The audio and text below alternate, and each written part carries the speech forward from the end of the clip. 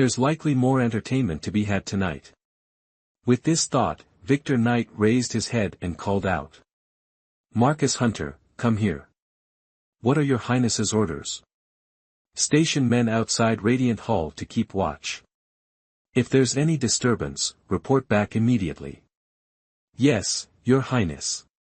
Within Radiant Hall, Sophia Foster lounged in her magical space, snacking and watching television, when a chime sounded. Ting ting. Master, it is the hour of the rat.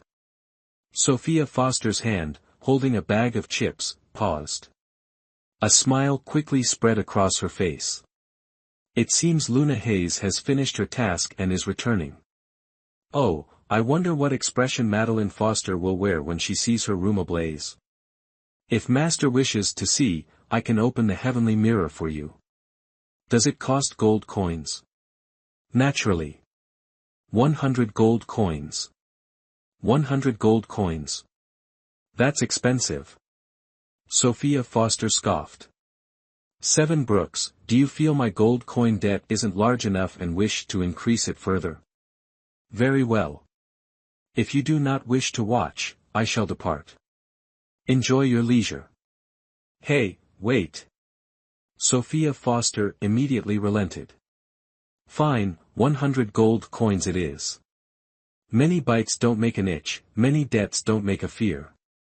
Let it be. After deducting 100 gold coins, a scene appeared on the television screen. Following Sophia Foster's instructions, Luna Hayes stealthily approached Madeline Foster's room and poured sesame oil through the crack beneath the door, also spilling some at the entrance.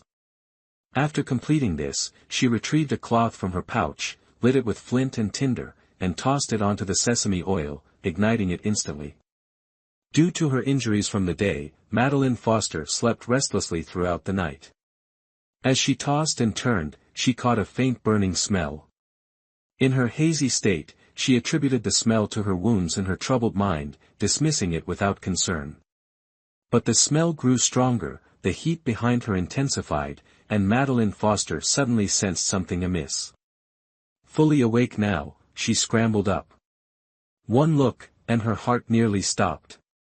Help! Fire! Someone come quickly! Help! Fire! Seeing this, Sophia Foster burst into laughter. Ha ha ha, ha ha ha. Let's see if you dare lay a hand on me again. You bet I know you set fire to my and mother's courtyard, but I couldn't get back at you. Well, now you get a taste of your own. Medicine. What? Tonight's fire. I ordered it. I did it. Come on, bite me. Bite me. 7 Brooks truly couldn't stand it anymore. Cough, cough, cough. My lord, Luna Hayes is on her way back. I think you should leave quickly. If Luna Hayes comes in and can't find you, you won't know how to explain it to her. All right, I hear you, I hear you. Sophia Foster shot 7 Brooks a sideways glance, then vanished into the room. In less than half an hour, Luna Hayes rushed in. Your Highness, it's done. The matter has been taken care of. Hidden outside the hall, Marcus Hunter heard the commotion and strained to hear what Luna Hayes was saying. I did as your Highness instructed. I set fire outside Madeline Foster and Emily Foster's rooms. Oh, and Madeline Foster's warehouse, I didn't miss that either. TSK, just thinking about her seeing her life's collection of treasures burn to ashes makes me laugh. Humph, his Wang Fei truly was someone who repaid grievances with vengeance. It seemed the Wang Ye truly understood his Wang Fei. The two of them were indeed meant to be together, wreaking havoc on each other, so they wouldn't harm others. All right, you've worked hard tonight. Go back early. There's more to do tomorrow. Yes, Your Highness. Then I'll take my leave. You should rest early too. More to do tomorrow. Marcus Hunter shivered, a chill running down his spine. It seemed the Wang Fei planned to turn the Wang Fu upside down tomorrow. No, he had to hurry back and report this to the Wangya, let him decide. At Resolute Hall, Victor Knight, after hearing Marcus Hunter's report, raised an eyebrow and chuckled softly. As expected, this woman had more tricks up her sleeve. An eye for an eye, utterly ruthless. He liked it. All right, this prince understands. You should also go back and rest early. Wake up early tomorrow and go to Radiant Hall. Summon Sophia Foster to have breakfast with this prince. Ah. Marcus Hunter looked at Victor Knight with a puzzled expression. Doesn't your highness not care about the Wangfei? Then why tell this subordinate to go to Radiant Hall so early in the morning to invite the Wangfei for breakfast? Does this prince need to report these matters to you? Please forgive me, your highness. This subordinate understands my mistake. Fine, return at once.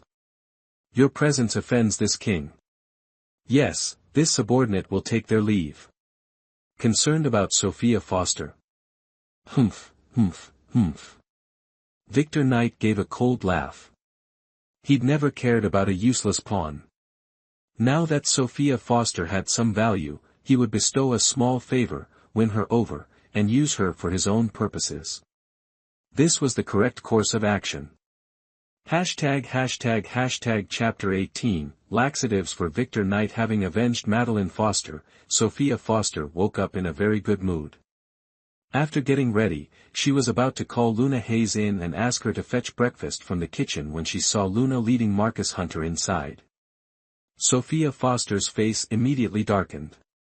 What trick was Victor Knight trying to pull now? This subordinate greets the princess consort. May the princess consort enjoy 10,000 blessings and golden peace. Rise.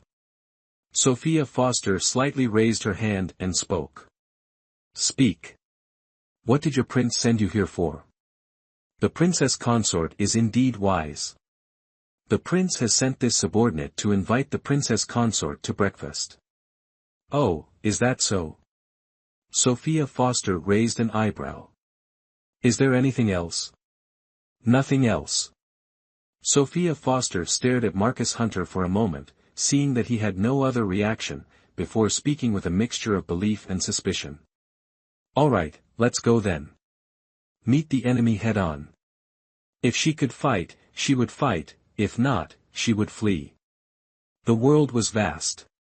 With her skills, she could find a place anywhere. Without the status of princess consort, she could be much more at ease. In Resolute Hall, Victor Knight sat cross-legged on the bed, meditating. He only slowly opened his eyes and looked towards the door when he heard footsteps approaching from outside. Greetings to the prince. May the prince enjoy 10,000 blessings and golden peace. Victor Knight glanced indifferently at Sophia Foster, then looked at Marcus Hunter standing behind her. Marcus Hunter understood and quickly slipped away. Rise. Thank you, your highness. Sophia Foster stood up, glanced at the breakfast laid out on the bed, and frowned slightly. Is your highness planning to have breakfast in bed? Has the princess consort forgotten that this king is currently a patient, unable to get out of bed? If I don't eat in bed, am I supposed to starve? Sophia Foster glanced indifferently at his most serious injury and frowned slightly. If your highness cannot get out of bed to eat, then I will excuse myself. Where are you going? To have breakfast, of course. Why, do you want me to serve you? Victor Knight raised an eyebrow, his meaning clear. Sophia Foster's beautiful face immediately turned cold. Your highness, I want to ask, how did you have breakfast yesterday morning? Marcus Hunter served me. Then why didn't you have Marcus Hunter serve you this morning? No reason. Just bored with him. Humph, humph. If Marcus Hunter heard this, he would surely faint in the privy. Sophia Foster chuckled coldly. So, you've decided to let me serve you breakfast? Indeed. Good, then don't blame me for being impolite. A cold glint flashed in Sophia Foster's eyes, but the smile on her lips grew even sweeter. All right, if your highness insists, I will certainly serve you well. For some reason, Victor Knight felt like he could hear the gritting of teeth behind those words, "Serve you well." After removing her shoes, Sophia Foster sat cross-legged opposite Victor Knight, casually glanced at the meal on the table, then picked up her chopsticks, took a piece of red date cake, and placed it on the plate in front of Victor Knight with a slight chuckle. "Your Highness was gravely injured the night before last and lost a lot of blood. Eating more red date cake will replenish your blood. This red bean porridge with koik seeds and goji berries can replenish qi and blood. Your Highness must drink more. Here, let me feed you. Open your mouth, ah. Oh my, there are also carrots here.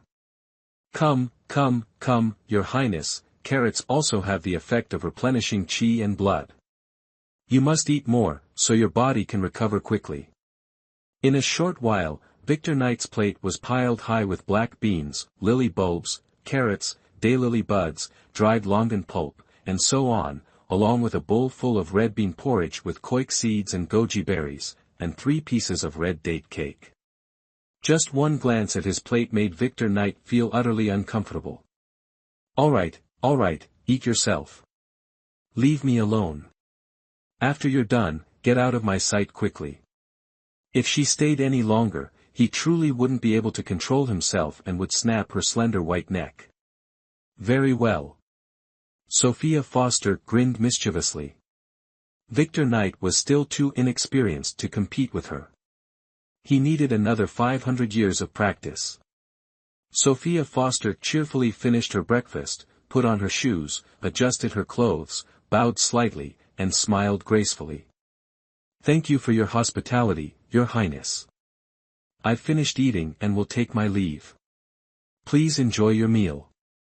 With that, Sophia Foster waved to Victor Knight and turned to leave, her steps light. Finally, she's gone.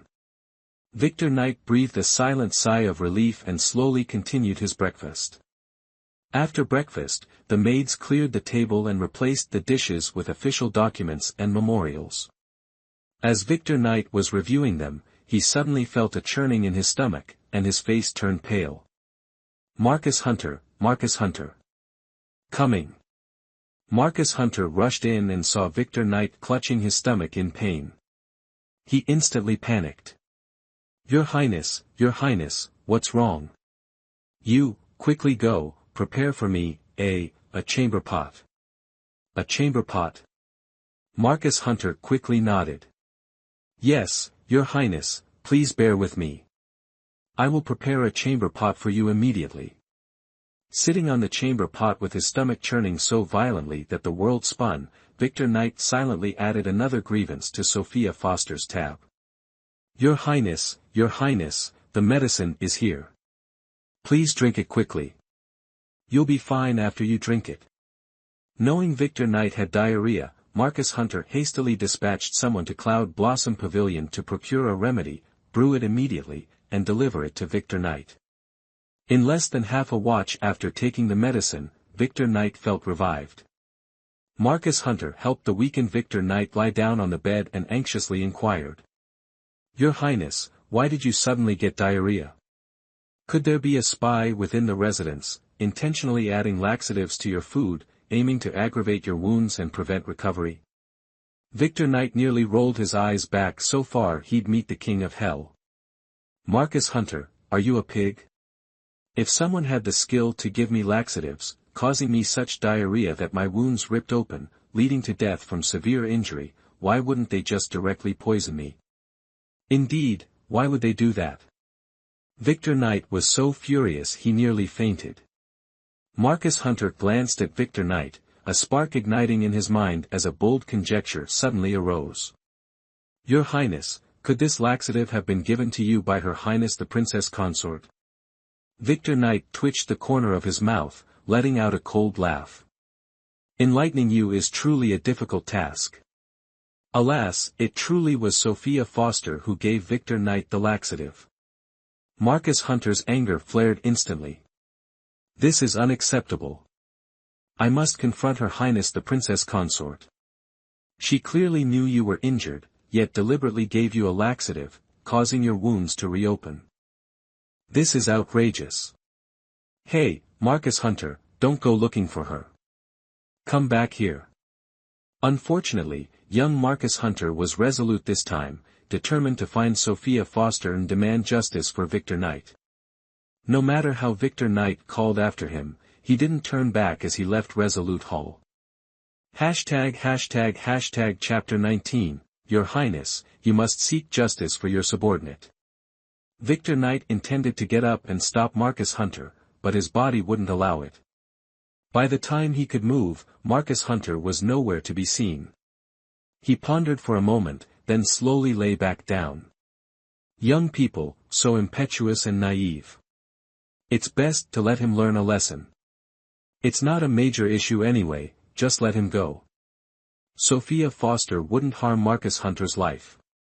He would simply wait for his return. Marcus Hunter stormed into Radiant Hall. Sophia Foster was directing people weeding and clearing land, setting up fences, and preparing to plant herbs. Seeing him arrive, she raised an eyebrow and chuckled softly. Marcus Hunter, why have you come to Radiant Hall instead of attending to your highness at Resolute Hall? Sophia Foster's words darkened Marcus Hunter's expression further. Why he was there, did the culprit not even know? Princess Consort, this subordinate has come to Radiant Hall to inquire why you added laxatives to his highness's food. Do you know that after what you did to him, his injuries? Mid-sentence, Marcus Hunter remembered that Victor Knight's injuries were a secret. His initially aggressive tone quickly lowered. But Sophia Foster was astute. From the moment she acted, she knew the outcome for Victor Knight. Even if Marcus Hunter didn't say it, she knew his injuries had worsened due to her actions. However, what did Victor Knight's life and death have to do with her? She even hoped Victor Knight would die soon, so she could take the Knight estate's assets and flee, leaving this bustling capital city to live a carefree life. Your Highness, Your Highness. A voice reached her ears, and Sophia Foster quickly snapped out of her thoughts, raising an eyebrow with a smile. I like it. Who told your lord to bully me first? But Marcus Hunter was so angered by Sophia Foster that he stomped his foot, but he didn't dare do anything to her.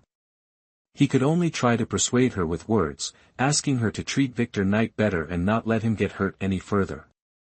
Your Highness, this subordinate knows that his lordship is always hot-tempered and likes to torment people, but please consider that his lordship is currently inconvenienced, so please don't bicker with him anymore, all right? No way. Sophia Foster twitched the corner of her mouth and snorted. In the entire Knight estate, besides Victor Knight, I, this princess consort, am the greatest. Victor Knight hasn't said anything, so on what basis are you here lecturing me? This subordinate. All right, don't you want to cause trouble? This princess consort will have someone take you somewhere else to play. Don't bother me here anymore. Sophia Foster waved her hand dismissively, cutting Marcus Hunter off, then called out to Luna Hayes, who was bending down sowing vegetable and medicinal herb seeds. Luna Hayes, take Marcus Hunter somewhere else to play. When you're done playing, come back and continue working. Yes, Your Highness. As soon as the words left her mouth, Marcus Hunter saw the servant girl named Luna Hayes roll up her sleeves and charge towards him. Immediately afterward, he was dragged out of Radiant Hall. Half an hour later, Victor Knight, who was slumped over his desk handling official business, saw Marcus Hunter return, his outer robe missing, soaked to the bone, with injuries on his face and hands, looking utterly wretched. Although he had prepared himself mentally, he was still somewhat taken aback by the sight. Seeing Victor Knight, Marcus Hunter immediately burst into tears. My lord, you must seek justice for this subordinate. That Luna Hayes by your highness's side is too much of a bully. When you recover, you must properly discipline that wench and get justice for this subordinate. Wench. Victor Knight raised an eyebrow slightly and asked with a smile. Oh. What did Luna Hayes do to you? She. Recalling what Luna Hayes had done to him, Marcus Hunter's face became extremely unsightly. But Victor Knight was his master after all, and since he wanted to know what had happened, Marcus Hunter naturally didn't dare not report it. Just now, this subordinate went to Radiant Hall to seek justice for my lord. Unexpectedly, Her Highness was organizing the maids and guards in Radiant Hall to cultivate the land and sow vegetable and medicinal herb seeds. She paid no attention to this subordinate and then had Luna Hayes take me to the estate's flower garden. This subordinate originally thought that wench Luna Hayes only had formidable lightness skills, but unexpectedly, her martial arts were also very high. She pinned this subordinate to the ground and beat me up, and after she was done, she stripped off this subordinate's outer robe and threw me into the lake. My lord, tell me, isn't that infuriating? Ha ha ha. Ha ha ha. Ha ha ha. This was truly the most amusing thing Victor Knight had ever heard, so he couldn't help but laugh heartily. Marcus Hunter, you, what am I to say about you? You lost a fight, and now you're here crying to this king, wanting me to avenge you. Have you no shame? Your Majesty, Your Majesty. Marcus Hunter was momentarily speechless. Losing a fight and then running to the king for help wasn't a good look. Thinking of this, Marcus Hunter sighed quietly. Then, Your Majesty, please attend to your matters. I'll go change my clothes.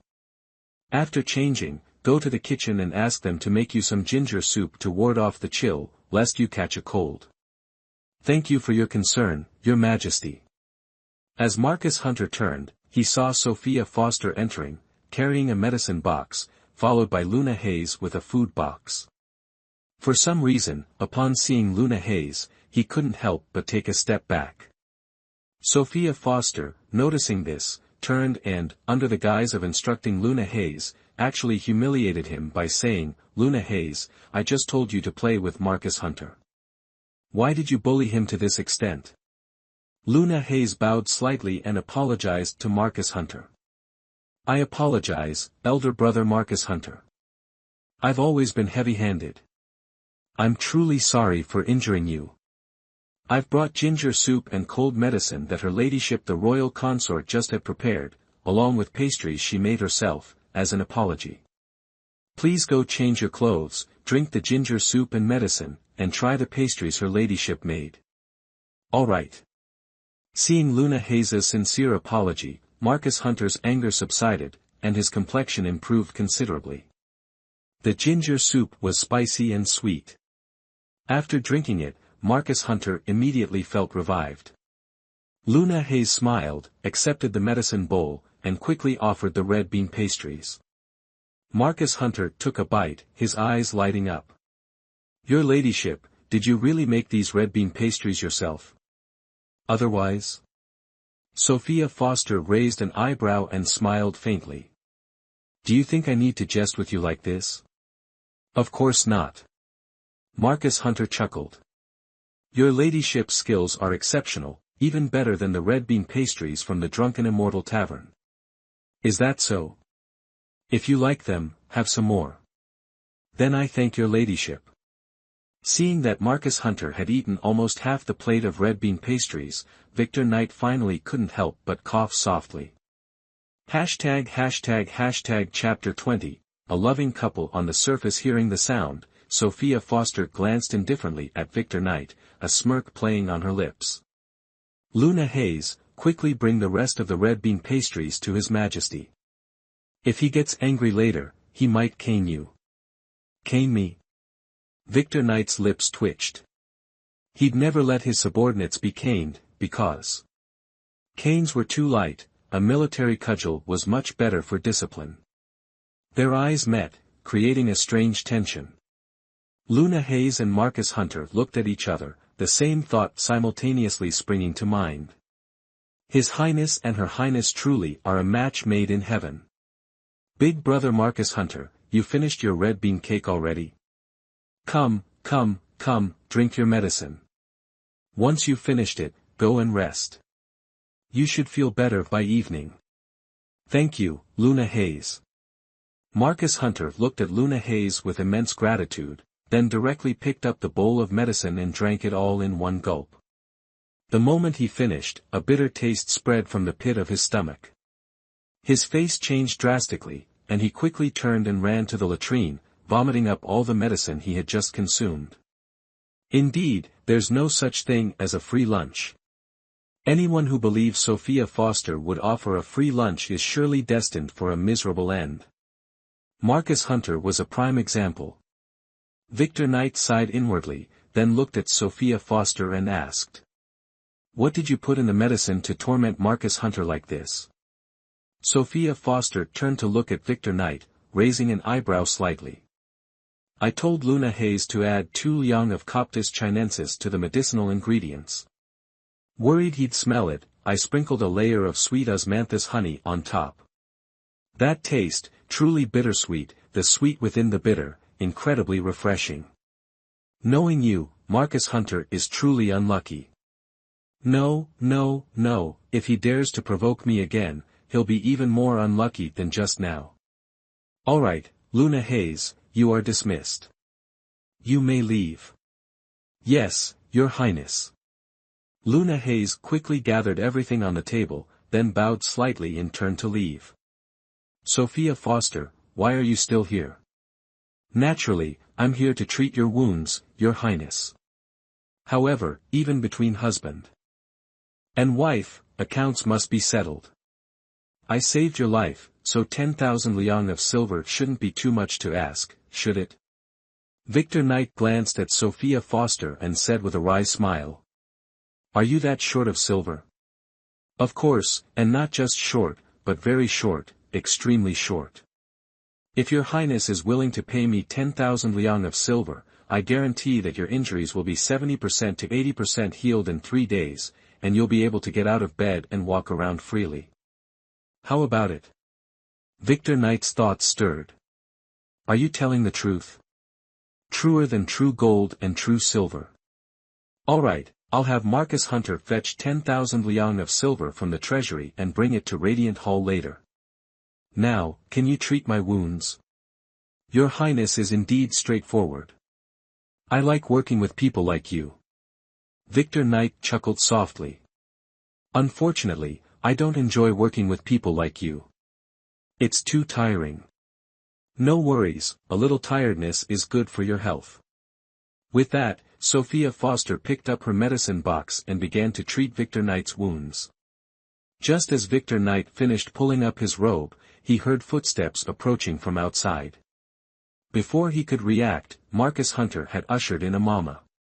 Then, Marcus Hunter saw Sophia Foster's hand resting on Victor Knight, who was glaring at him irritably, as if he had interrupted something pleasant.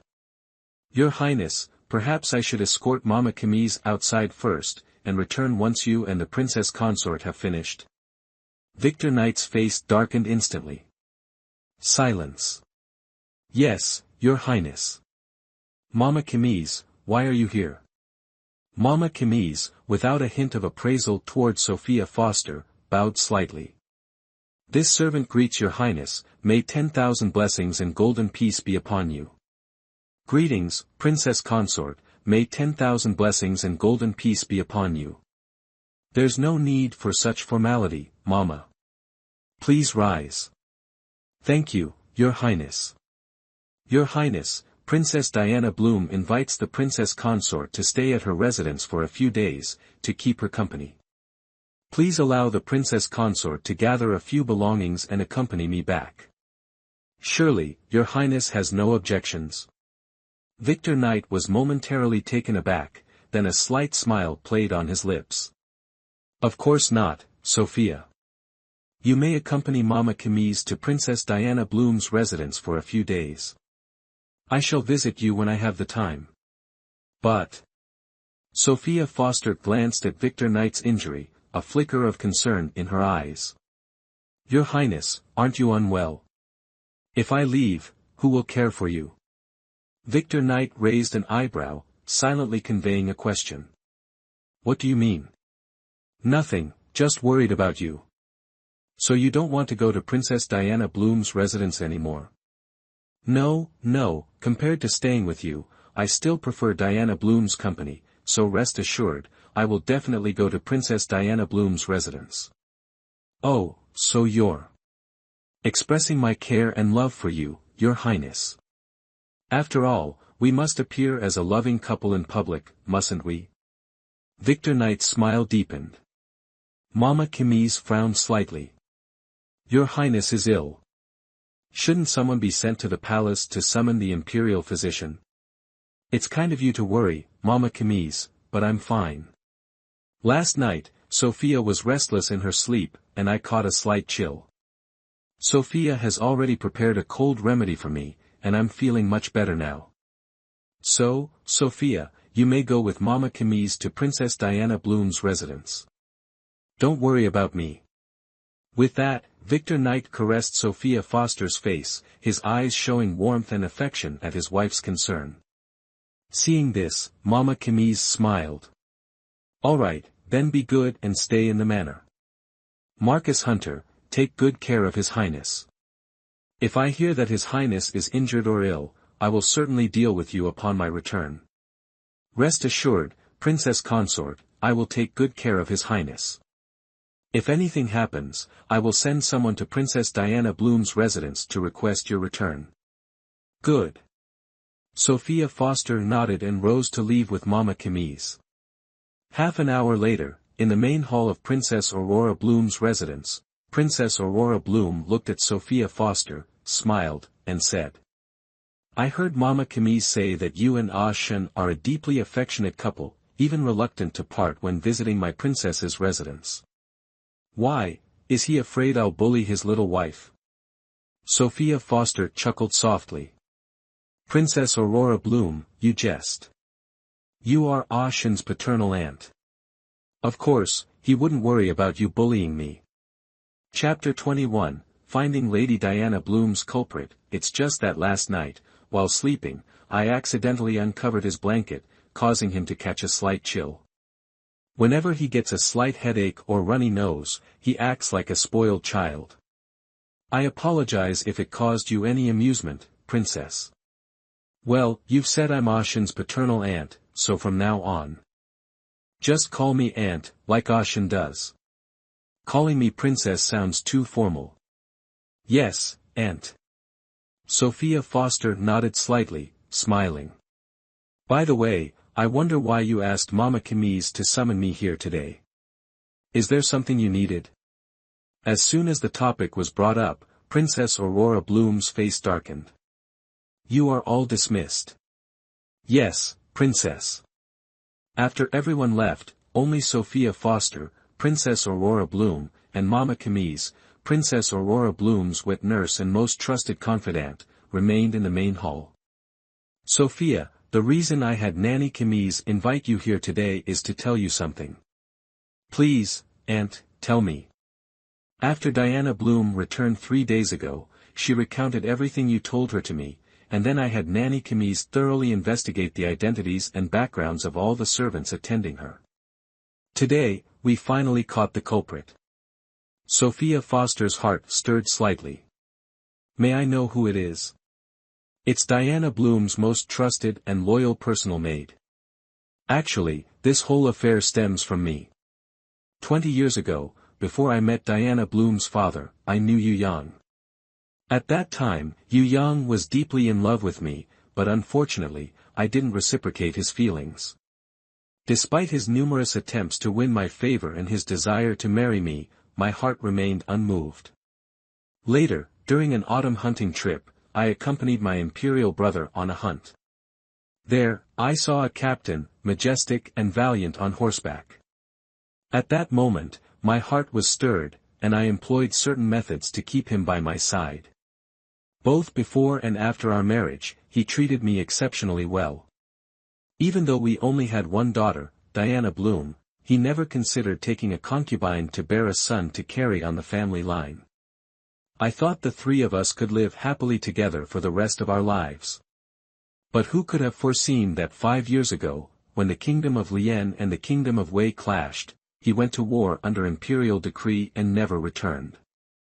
The defending general who went with him recounted that he led a detachment of soldiers to raid the Wei army camp at night and then lost contact.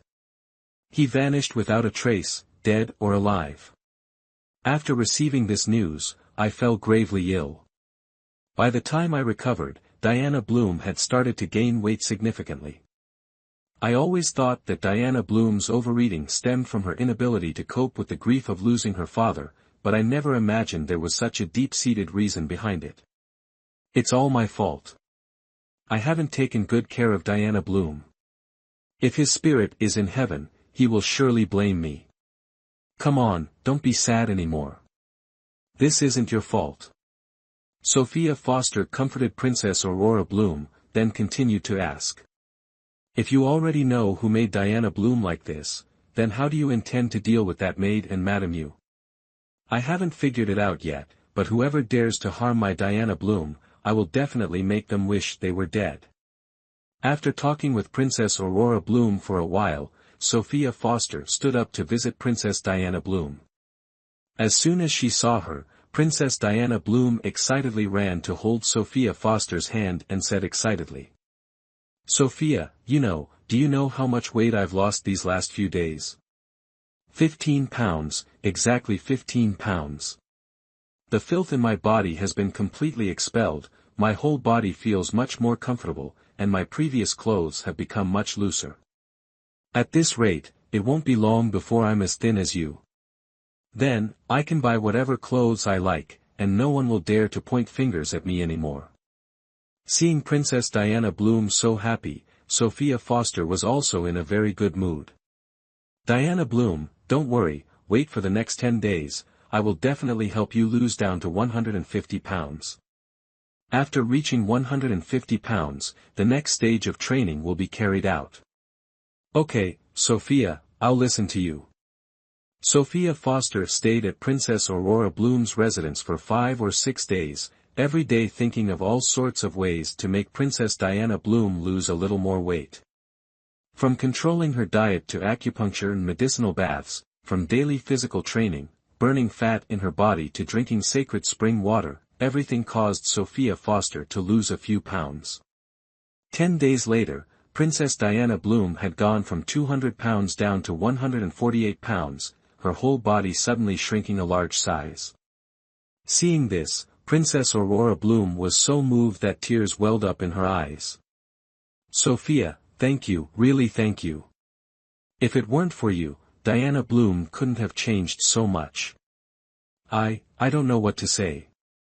Alright, Aunt, please don't get so excited. There are 2 parts of the remaining toxins in Diana Bloom's body. Give me a month, and I guarantee you, in a month, she will definitely lose weight completely. Alright, then I thank you in advance. Princess. Aurora Bloom wiped her tears, patted Sophia Foster's hand, then turned and shouted out the door. Aunt Camille, bring in what I prepared for Sophia. Yes, Princess. Sophia Foster glanced at the rosewood chest that Aunt Camille brought in and frowned slightly. Aunt, I'm helping Diana Bloom, on the one hand because we are good sisters, I don't want her to be looked down upon by others, and on the other hand, I don't want you to be under such great psychological pressure. I don't want to profit from this, Aunt, you should still let Aunt Camille put this chest away. No, this is what should be done. Hashtag Chapter 22, William Knight's firstborn son's full moon feast. Seeing Sophia Foster still hesitant to accept the chest, Princess Aurora Bloom pondered for a moment before speaking. Sophia, if you feel this puts you in a difficult position, consider it a wedding gift from me. Will you accept it then? Seeing Princess Aurora Bloom's persistence, Sophia Foster finally accepted the chest. I don't go out often, so when Diana Bloom goes out, you must take extra care of her. Rest assured, Aunt, I will definitely take good care of Diana Bloom. If anyone dares to bully her, I will make sure they don't have a moment's peace. Good. Princess Aurora Bloom smiled. Alright, you've been at my princess's mansion for several days now. Ashen must miss you dearly, so you should return quickly. Otherwise, if he comes to my door demanding your return, won't I be in a difficult position? Alright, I'll go pack my things. Diana Bloom, remember what I told you, diligently train your body. If anything happens, send someone to Night Manor to find me. Alright. Lady Diana Bloom smiled and nodded. Then go back. If anything happens, I'll come to Night Manor to find you. At Night Manor, several days passed. Victor Knight's injuries had almost completely healed, and he was currently in his study handling official business.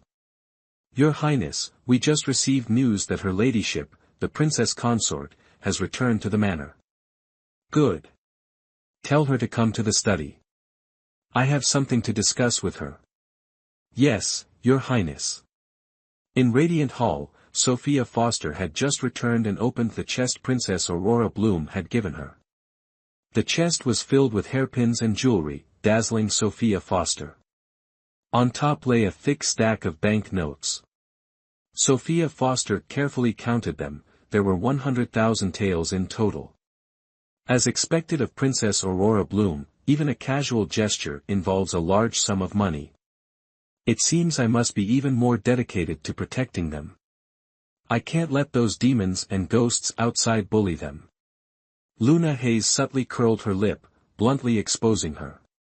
Come on, Your Ladyship. Others may not know what kind of person you are, but I know you very well.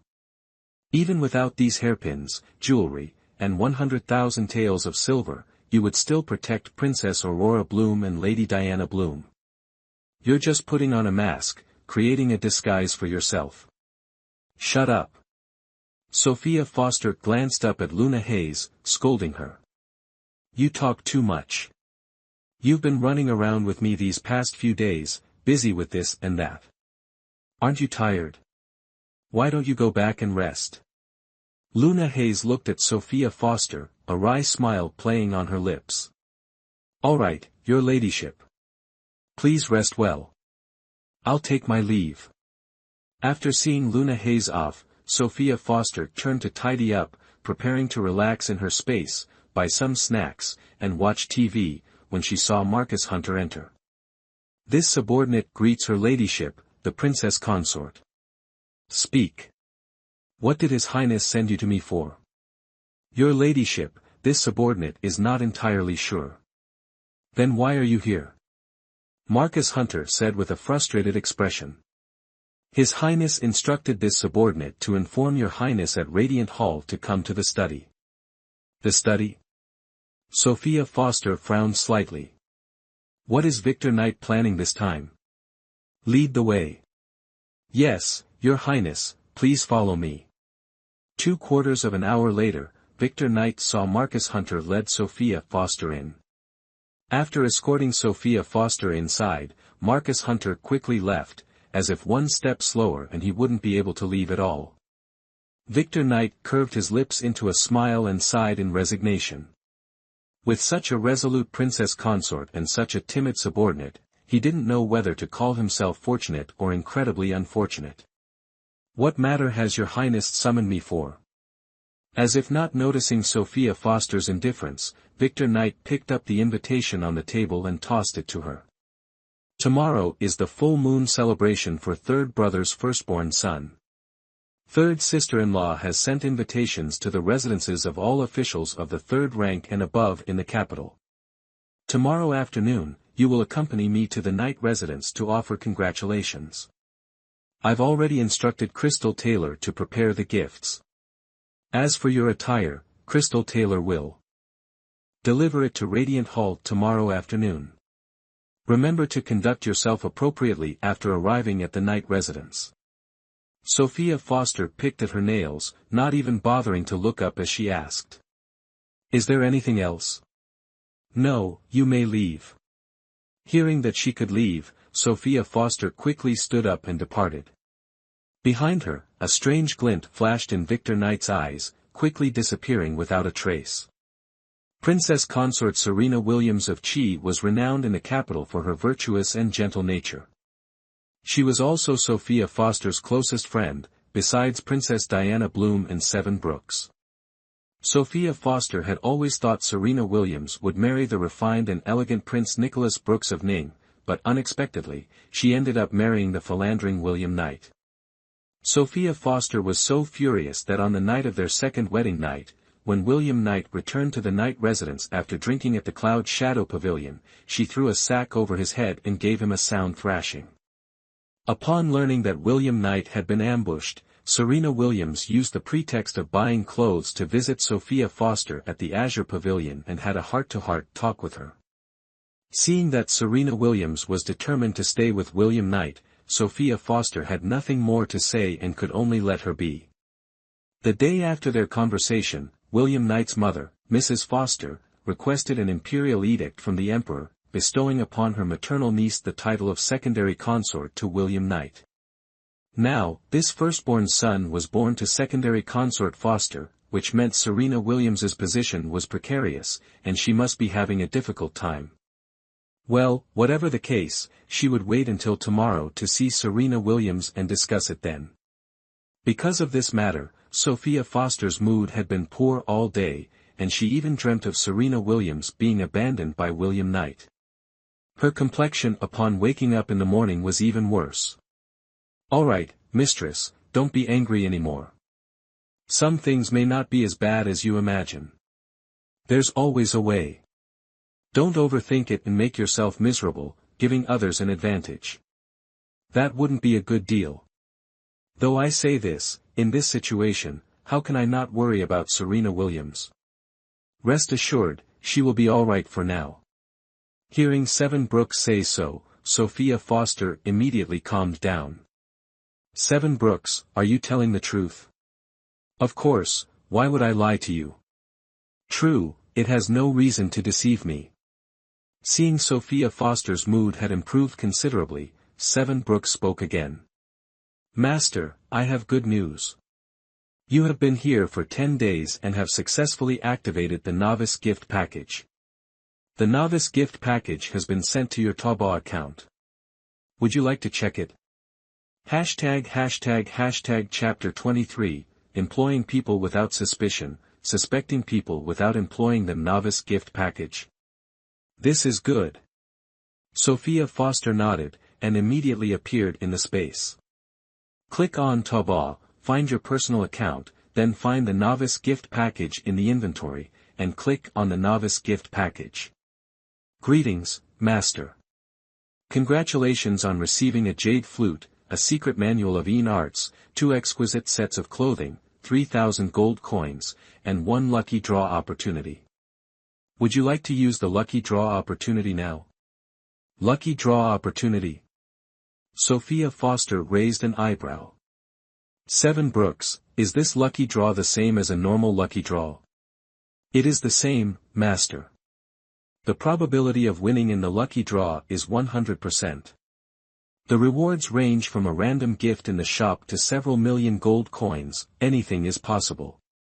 If you want to draw, you can now click the draw button, and the system will automatically redirect you to the draw page.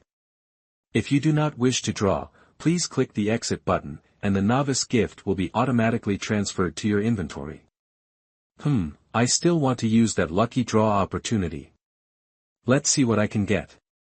Yes, Master. Congratulations on activating the lucky draw function. I will now redirect you to the lucky draw page. Please wait a moment. 5, 4, 3, 2, 1. As soon as Seven Brooks finished speaking, Sophia Foster saw the lucky draw page. There were quite a few rewards on the page. She glanced at them, then clicked the draw button, and the wheel began to spin rapidly. 2 big 3 squirrels gift packs, 2 snack packs, a box of tissues, a medicine pack. As Sophia Foster read through the items, the wheel began to slow down. She watched nervously as the pointer on the wheel passed the medicine pack she wanted, past the 30,000 gold coins she wanted, and then slowly stopped on a Peppa Pig eye mask. Her heart nearly stopped. What the hell, what did she need a Peppa Pig eye mask for? Was she afraid her identity hadn't been exposed fast enough, and wanted to speed things up? Wait, no, the pointer moved again, just a little bit more, just a little bit more. 1 million gold coins, 1 million gold coins. Seven Brooks, I won 1 million gold coins. I won 1 million gold coins. Ha ha ha, I, Sam Hanwood, have finally paid off all my gold coins debt to the system. I'm finally debt-free. Fantastic, absolutely fantastic, yeah.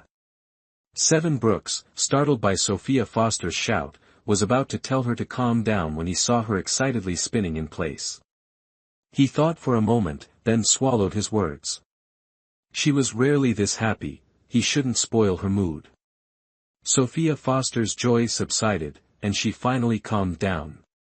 She told Seven Brooks to pay the gold coins, then bought 1,000 gold coins worth of snacks and medicine from the taobao shop, enjoying them while watching television. Her mood couldn't be better. Early the next morning, Sophia Foster woke up early and, after getting ready, used 10,000 gold coins to replicate her cultivated vegetable and herb fields into the space at a 1-to-1 ratio, then spent another 10,000 gold coins to buy an automatic harvesting tool. After finishing these tasks, Luna Hayes entered, carrying a stack of books.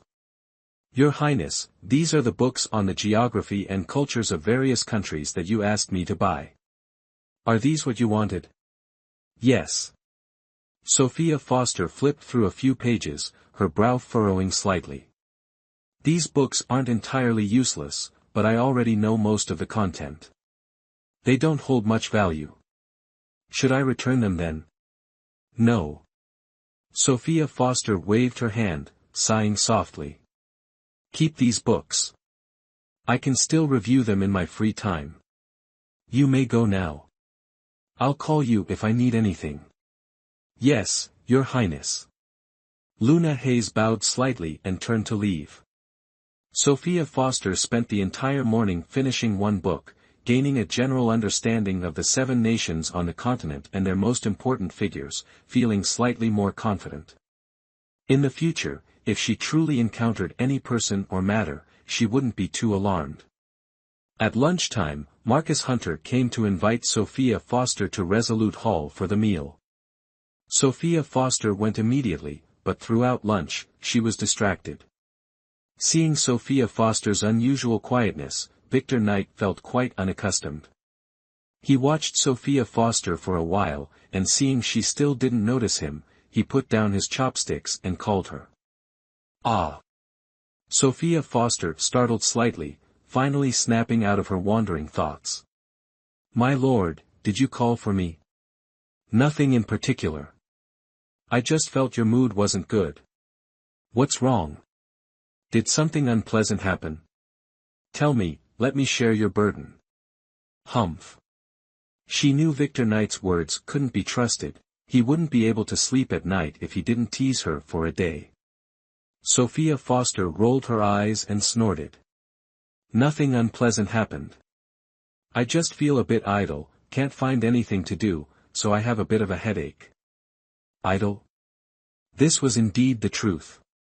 Other wives were busy every day managing household affairs, taking care of children, mediating relationships between concubines, maintaining relationships with the noblewomen in the manor, so busy they wished they could split an hour into 2. Only she, perpetually idle, sought amusement with him and Marcus Hunter. This couldn't continue, for his and Marcus Hunter's sake, he had to find Sophia Foster some occupation. Tell me what you enjoy doing. If it's within my tolerance, I'll permit it. Sophia Foster's eyes brightened, fixated on Victor Knight. Your Highness, truly. Do you think I deceive you? Of course not. Sophia Foster giggled. Your Highness, I adore reading. With books, I'm content all day. Perhaps I could read in your study? I assure you, only reading. I won't touch anything else. No. Victor Knight refused instantly, Sophia Foster's expression chilling. Victor Knight, trust those you employ, don't employ those you distrust. If you don't trust me, I needn't remain in Knight Manor. I'd rather avoid blame for future missing items. Write me a divorce letter. I'll pack and leave, sparing you my presence. A divorce letter? Dream on. Victor Knight scoffed. She harbored too many secrets, releasing her would hinder their discovery. Chapter 24, The Price of Provoking a Man. Fine, I won't say I distrust you. Resolute Hall's study lacks books. If you truly desire reading, go to the manor's library. It holds numerous volumes, you'll find what you seek. Sophia Foster scrutinized Victor Knight, then relaxed, convinced he wasn't lying. Thank you, Your Highness. I knew you wouldn't refuse. Victor Knight chuckled, shaking his head. Now, will you eat properly? Right away. With that, Sophia Foster devoured her meal with whirlwind speed. After the midday meal, servants served tea. Once finished, Sophia Foster returned to Radiant Hall. Crystal Taylor and Luna Hayes awaited her, immediately ushering her to the vanity for hair and makeup. An hour later, Sophia Foster, prepared, rode to Knight Manor. Victor Knight's eyes held a glint of something upon seeing her. Mistaking it for disapproval, Sophia Foster retorted, Victor Knight, I may not be a breathtaking beauty, but I'm at least a comely lady. You dare criticize me? Do you prefer Vivian Benson as your Night Princess? Victor Knight's lips twitched. Did I just criticize you? Hadn't he just criticized her? If not for her restrictive attire, Sophia Foster would have throttled Victor Knight, demanding why he scorned her. Thinking about this, Sophia Foster rolled her eyes and snorted coldly.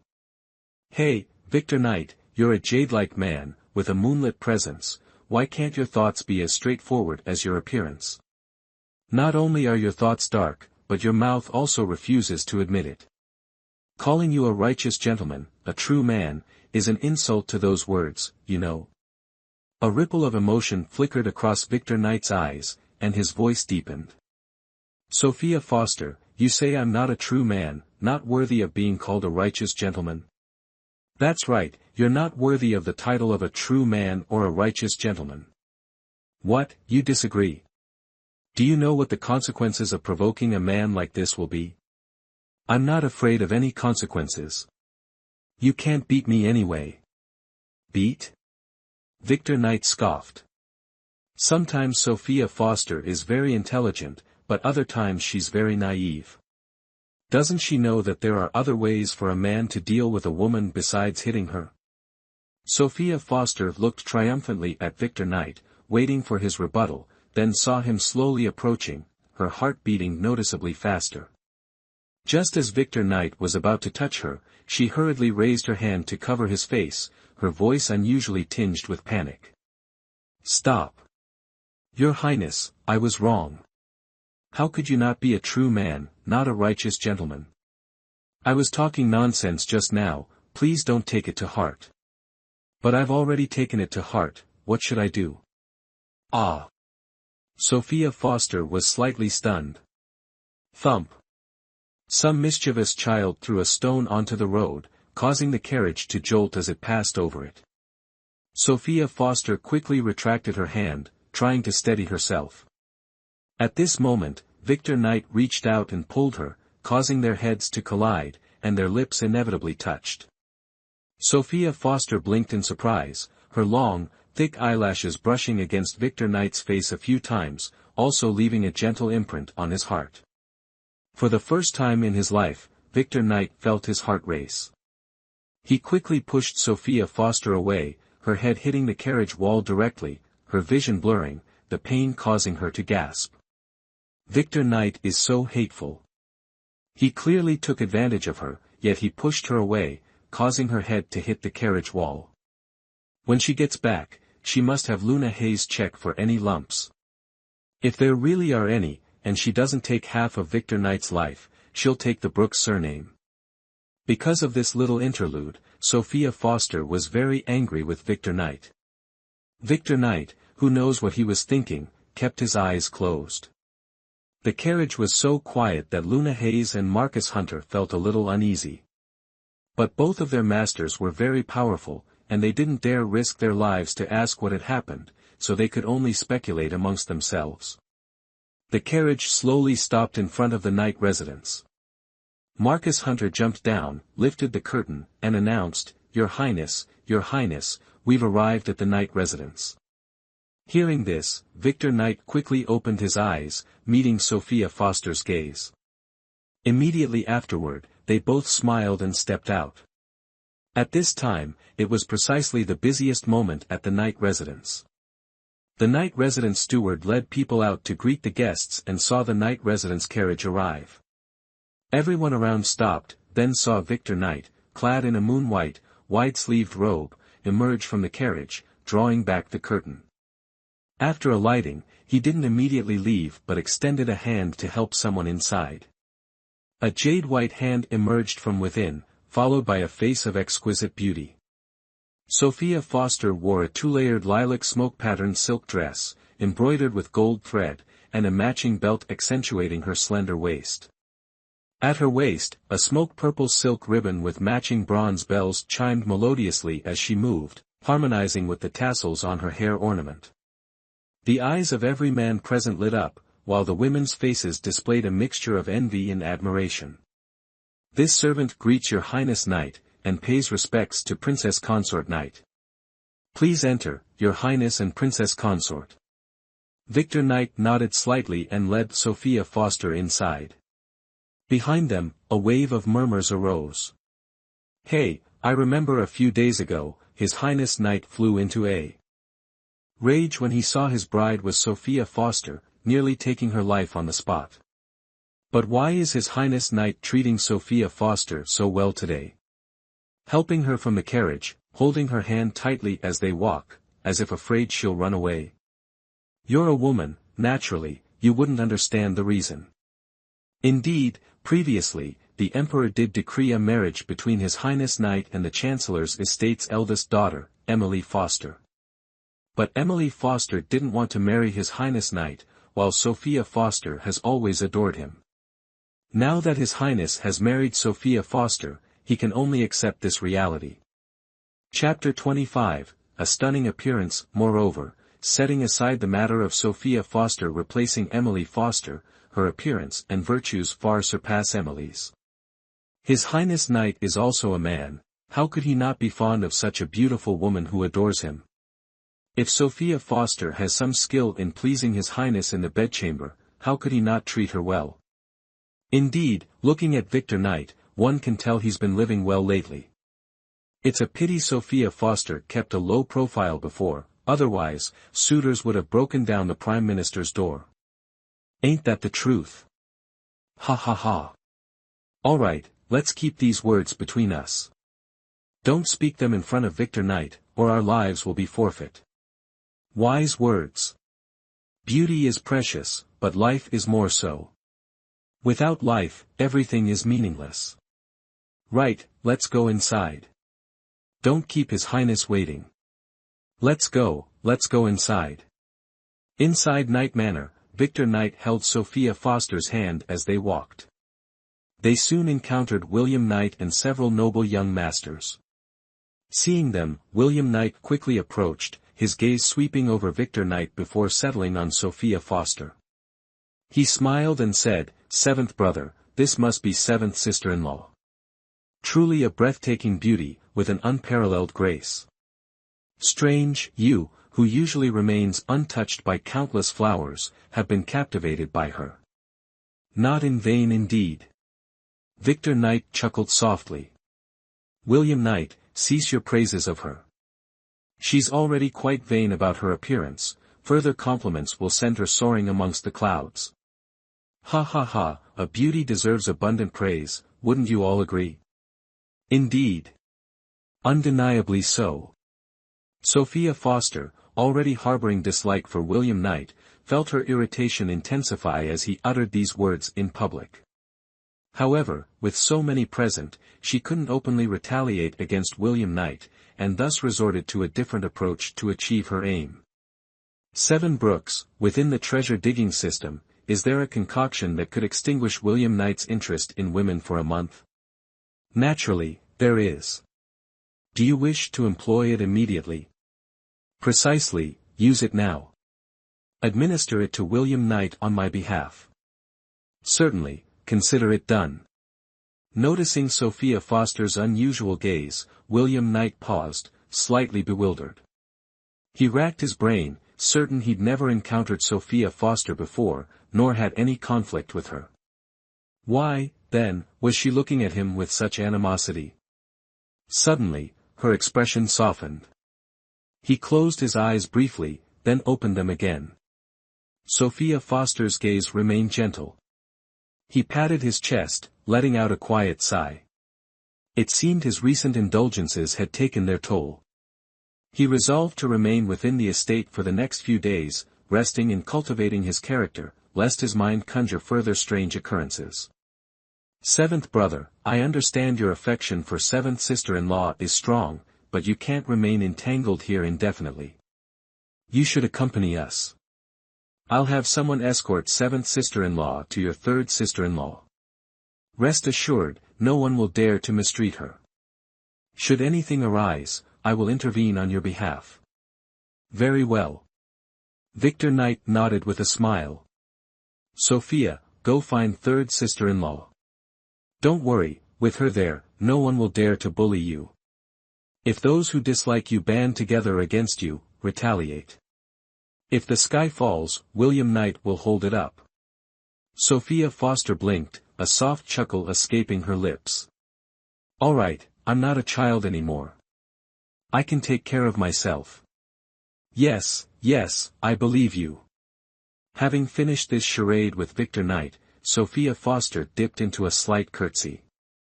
Turning away, her face relaxed, and a sense of ease washed over her. All right, seventh brother, seventh sister-in-law is gone. Stop staring and join us for a drink. Certainly, William Knight, you're buying. On her way, Sophia Foster encountered Lady Diana Bloom, also attending the banquet. Together, they proceeded to the temporary quarters for the female guests. Her Highness, Princess Consort Knight, and Lady Diana Bloom arrive. The women, engaged in discussions about recent events in the capital, the latest fashions and jewelry from Azure Pavilion, and cosmetics, paused. As a servant from the Knight estate made the announcement. They turned to see Sophia Foster, even more radiant than on her wedding day, accompanied by Lady Diana Bloom, who had shed a considerable amount of weight, her beauty now more apparent. They stared, momentarily stunned. Sophia Foster is truly stunning today, this attire is enough to outshine everyone. Ain't that the truth? But, gotta say, Princess Diana Bloom is the one who's changed the most. Before, it seemed like she weighed over 200 caddies, but now she's probably at most 140. A fortnight ago, when Sophia Foster and His Highness Knight were wed, she wasn't this slim. She's lost 70 caddies in less than half a month. At this rate, won't she quickly become as slender as she was 5 years ago? Princess Diana Bloom looks much more beautiful now. If she truly regains her figure from 5 years past, the capital will surely gain another beauty. You can say that again. Now those who used to bully Princess Diana Bloom for her weight have no excuse left. I reckon their faces must be stinging right now. Princess Consort Serena Williams was the first to recover, stepping forward with a smile. Sophia, Diana Bloom, you've arrived. Come, come, please be seated. Yes. Gossip is a woman's nature, and even Serena Williams, who usually prides herself on being gentle and refined, is no exception. It's just that her way of gossiping is more discreet than others, and easier to accept. Diana Bloom, tell your sister-in-law, has your romantic star been stirred recently, making you want to show your best side to your beloved? Romantic star, my foot. Princess Diana Bloom pouted and said helplessly. Sister-in-law, the reason I could lose 70 caddies in less than half a month is because Sophia found the parasite that caused my obesity, and then used acupuncture and medicinal baths to remove the toxins from my body. It's just that a fortnight is too short a time, I haven't fully regained my previous figure. But it's alright, with Sophia here, I can definitely return to my former self in the shortest time. Then, those who care about me won't have to worry about me not getting married, and those who always mocked my weight and said no one would marry me won't dare to say such things again. #### Chapter 26, Disciplining Rachel Morgan. Sophia found the parasite that caused your obesity? Serena Williams frowned slightly upon hearing this. Diana Bloom, what do you mean by that? Could it be that your weight gain wasn't because you were heartbroken to death after hearing that your father couldn't return, turning grief into appetite, overeating, and making yourself fat? Of course not. Princess Diana Bloom tugged at the corner of her mouth, letting out a small laugh. My father's incident left my mother heartbroken, refusing to eat or drink for days. In that situation, if someone hadn't played tricks on me, how could I have possibly eaten anything? Serena Williams' lips pressed into a thin line. Then have you found the person behind this? Of course I have. A cold glint flashed across Princess Diana Bloom's eyes, and the smile on her lips turned a few degrees colder. Whoever dared to harm me, I will make sure she dies without a burial place. Good that you found it. Serena Williams nodded slightly, secretly breathing a sigh of relief. All right, you stay here with Sophia.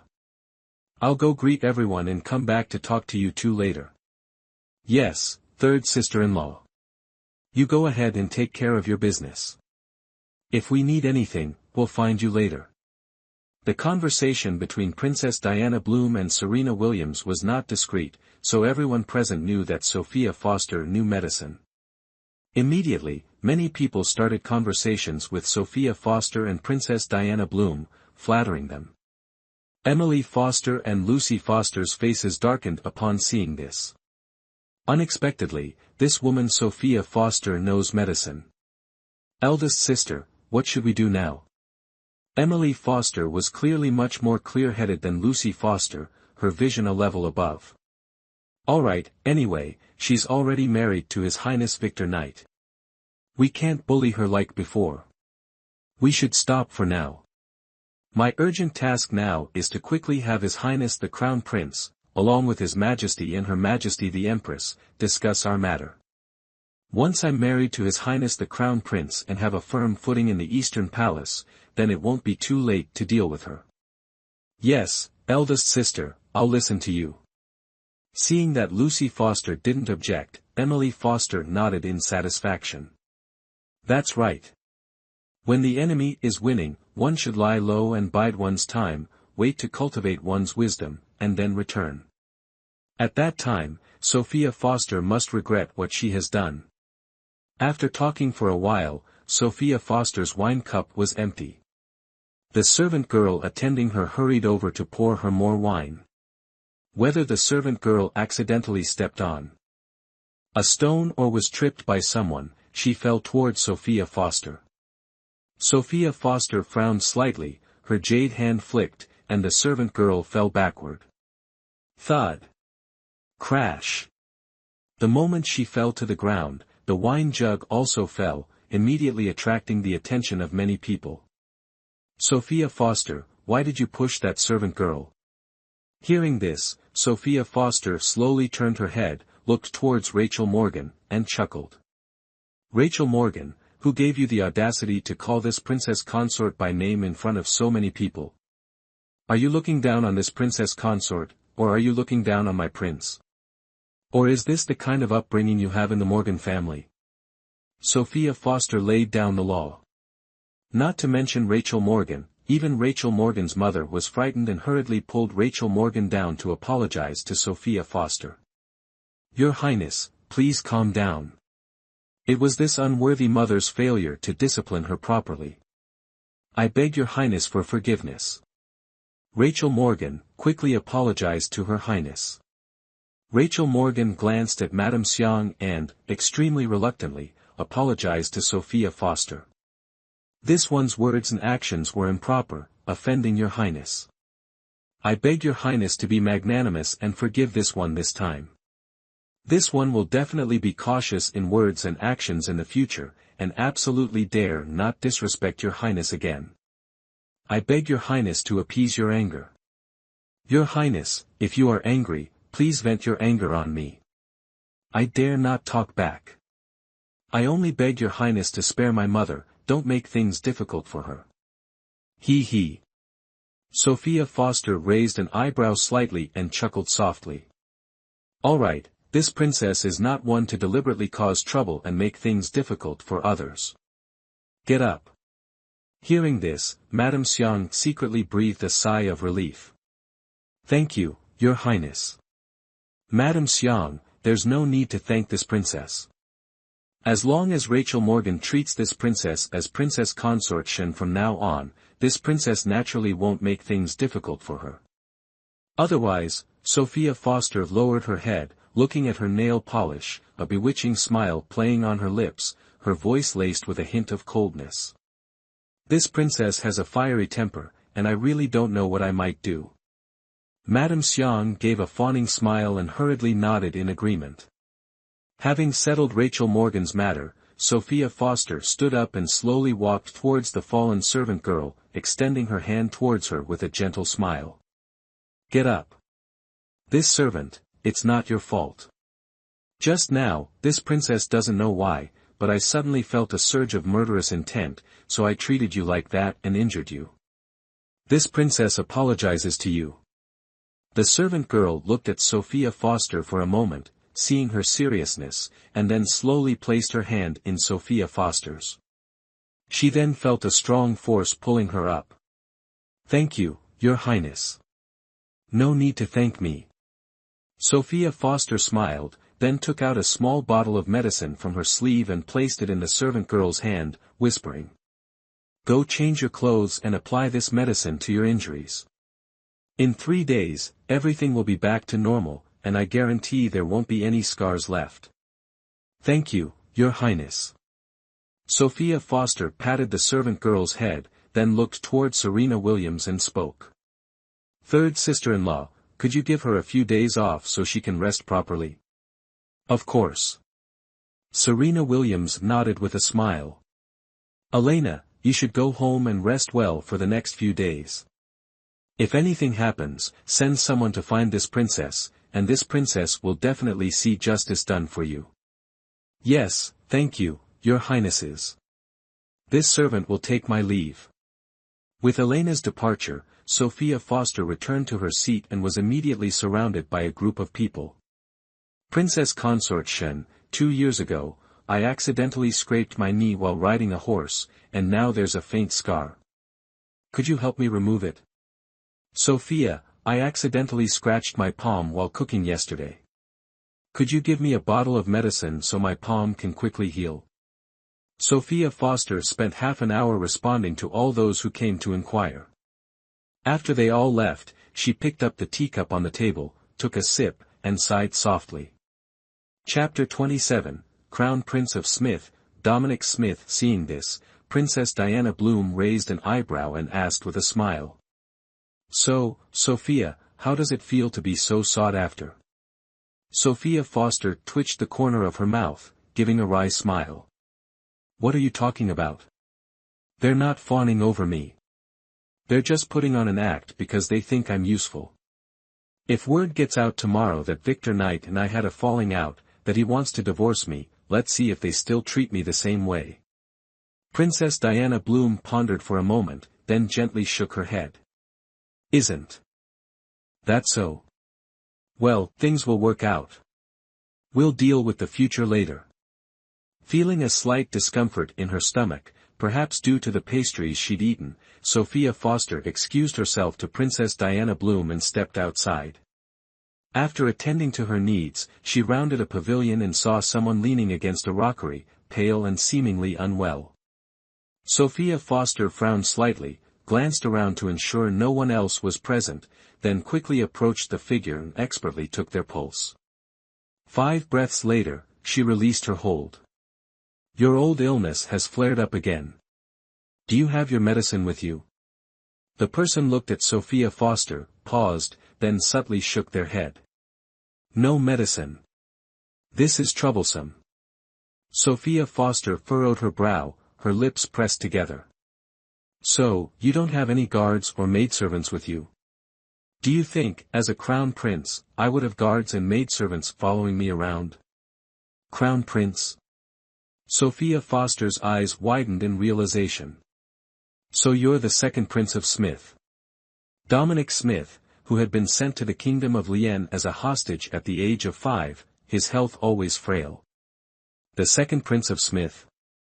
Ha ha, since being sent to the kingdom of Lien, I am no longer the second Prince of Smith, but the Crown Prince of Smith in the Kingdom of Lien, just a Crown Prince, nothing more. Dominic Smith laughed as if he'd heard the most absurd joke. Unfortunately, his laughter aggravated his condition, and he soon doubled over, coughing into his hand. Sophia Foster deliberately looked at Dominic Smith's palm, relieved to see no trace of blood. Thank goodness, it hasn't escalated to coughing up blood. Otherwise, she wouldn't know how to handle the situation. This is a medicinal pill I concocted a few days ago. While it won't cure your ailment completely, it should at least alleviate the pain. Take it now to ease the discomfort. I'll visit you tomorrow to properly examine your pulse and see if I can find a way to cure your illness completely. You want to cure my illness? Why? Do you underestimate me? No, no. Dominic Smith shook his head, chuckling softly. I'm just wondering how you plan to treat me openly. Don't worry about that. I have my ways.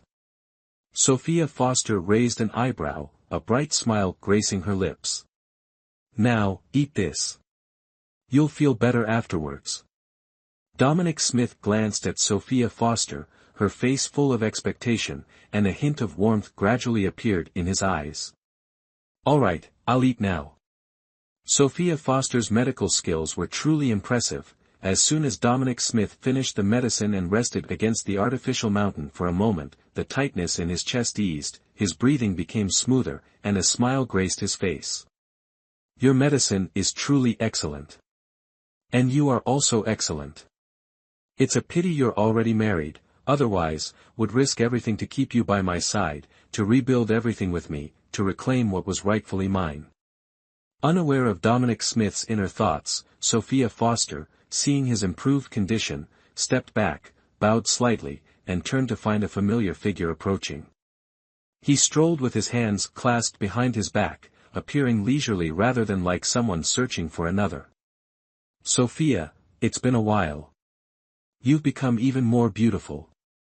I was away on business when you and seventh brother wed, and couldn't attend your wedding ceremony. You don't blame me, do you? Of course. Sophia Foster smiled faintly. I blame you. However, if fourth brother prepares a grand gift for me, perhaps I won't blame you anymore. Nicholas Brooks laughed immediately. You're still the same greedy little thing, not changed one bit. Don't worry, I've already prepared your wedding gift.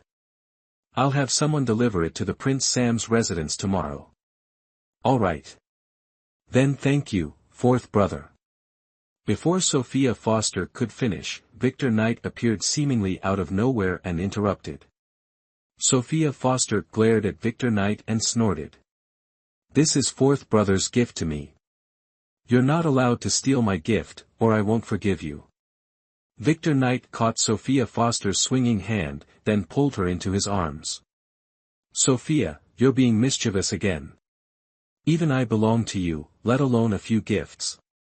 Don't worry, once fourth brother sends the gifts, I'll have Marcus Hunter put everything into your dowry storage, along with the things from the Emperor and the Grand Empress Dowager. I absolutely won't embezzle a single thing. Are you serious? Truer than gold and silver. All right, I'll trust you this once. Sophia Foster snorted softly, then pushed Victor Knight away. Understanding, he released her waist and took her hand instead. Fourth brother, Dominic Smith seems a bit unwell. You should find him a place to rest, or if he's truly not feeling well, have someone take him home. If something happens to him at the Knight residence today, it might bring trouble upon us. Nicholas Brooks also understood Victor Knight's meaning and didn't refuse his suggestion. All right, I'll take Dominic Smith back first. When I'm free, I'll bring seventh sister-in-law to the Prince Ning's residence to visit. I brought back 2 excellent pastry chefs. I'll invite you both to come and try their creations. All right, when I'm free, I'll definitely bring Sophia to visit fourth brother's residence. Nicholas Brooks's gaze shifted from Sophia Foster, lingered on Victor Knight for a moment, nodded slightly, and then led Dominic Smith away. After they were out of sight, Sophia Foster turned to Victor Knight, her brow furrowed slightly. Why are you here now? Victor Knight didn't answer her question, instead, he countered. Then why did you suddenly come here and run into Dominic Smith and fourth brother? I don't know what I ate, but my stomach was a bit upset. I just finished relieving myself and came out when I ran into them. I just greeted them, then you arrived. You know the rest, so what are you suspicious about?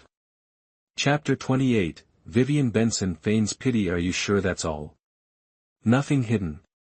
For some reason, Victor Knight had a nagging feeling that Sophia Foster was hiding something. Moreover, this feeling intensified, so much so that he could barely control his emotions and behavior. Of course, I'm hiding something.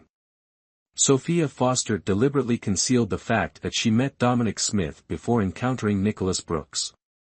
She especially didn't tell Victor Knight that before meeting Nicholas Brooks, she had given Dominic Smith a pill that could alleviate his chronic illness, nor did she mention that she would have to help Dominic Smith treat this illness in the future. She wasn't afraid that Victor Knight would stop her if he knew, but rather, she felt it unnecessary. This was her affair, so she should handle it herself. Even if something happened later, Victor Knight wouldn't be implicated if he didn't know. Seeing Sophia Foster's continued silence, Victor Knight's face darkened. Sophia Foster, you are indeed hiding something from me. Tell me, what are you hiding? Sophia Foster paused, then raised an eyebrow and chuckled softly. Your Highness, although I agreed to put on an act in front of everyone, I never promised you that I would tell you everything, no matter what happened, did I? Hearing this, Victor Knight's face grew colder, and his gaze became much darker. Sophia Foster would bet her life that if they weren't currently in the Knight estate, but rather in the Knight manor, Victor Knight would definitely want to strangle her. Unfortunately, although she couldn't fight Victor Knight, it wasn't easy for him to kill her either. Just thinking about how Victor Knight clearly disliked her, yet couldn't do anything to her and still had to pretend to be a loving couple, she couldn't help but laugh. Sophia Foster, are my words so amusing? Sophia Foster nodded slightly, smiling. Indeed, very amusing. What's so amusing? You tell me. Sophia Foster looked up at Victor Knight, her expression turning serious. Victor Knight, what exactly did you do on the day of my 3-day return visit, and why were you injured? Victor Knight frowned slightly, a hint of annoyance in his voice. What does that have to do with you? So, who I met and what I did before you arrived, what does that have to do with you? Sophia Foster, I'm warning you, it's best not to provoke me, otherwise, I can't guarantee what I'll do to you. Oh, Your Highness, don't. I'm so scared. Sophia Foster feigned fear and trembled, but the laughter in her eyes was enough to prove that she wasn't threatened by Victor Knight's words. On the contrary, she found it rather amusing. Victor Knight, if you have the guts, kill me. If not, let's go our separate ways. I won't interfere in your affairs, and you don't meddle in mine. Alright, I'll head back first. See you after the banquet. Sophia Foster waved goodbye to Victor Knight and quickly turned to leave. Behind her, Victor Knight stared at her retreating figure, a flicker of ambiguous, unreadable light in his eyes. It was the blooming season, and the Knight estate gardens were a riot of color. Sophia Foster, glancing over, found herself captivated and lingered a while longer. After finally tearing her gaze away and preparing to leave, she saw Vivian Benson approaching. Sophia Foster frowned slightly and quickly turned to leave. Sophia Foster, there you are. Wait for me, I have something to tell you. Hearing Vivian Benson's voice, Sophia Foster quickened her pace, but Vivian Benson ran to catch up, blocking her path and panting. Sophia Foster, wait. I need to talk to you. Sophia Foster took a few steps back, her brow furrowing. Vivian Benson, what is it you want to say?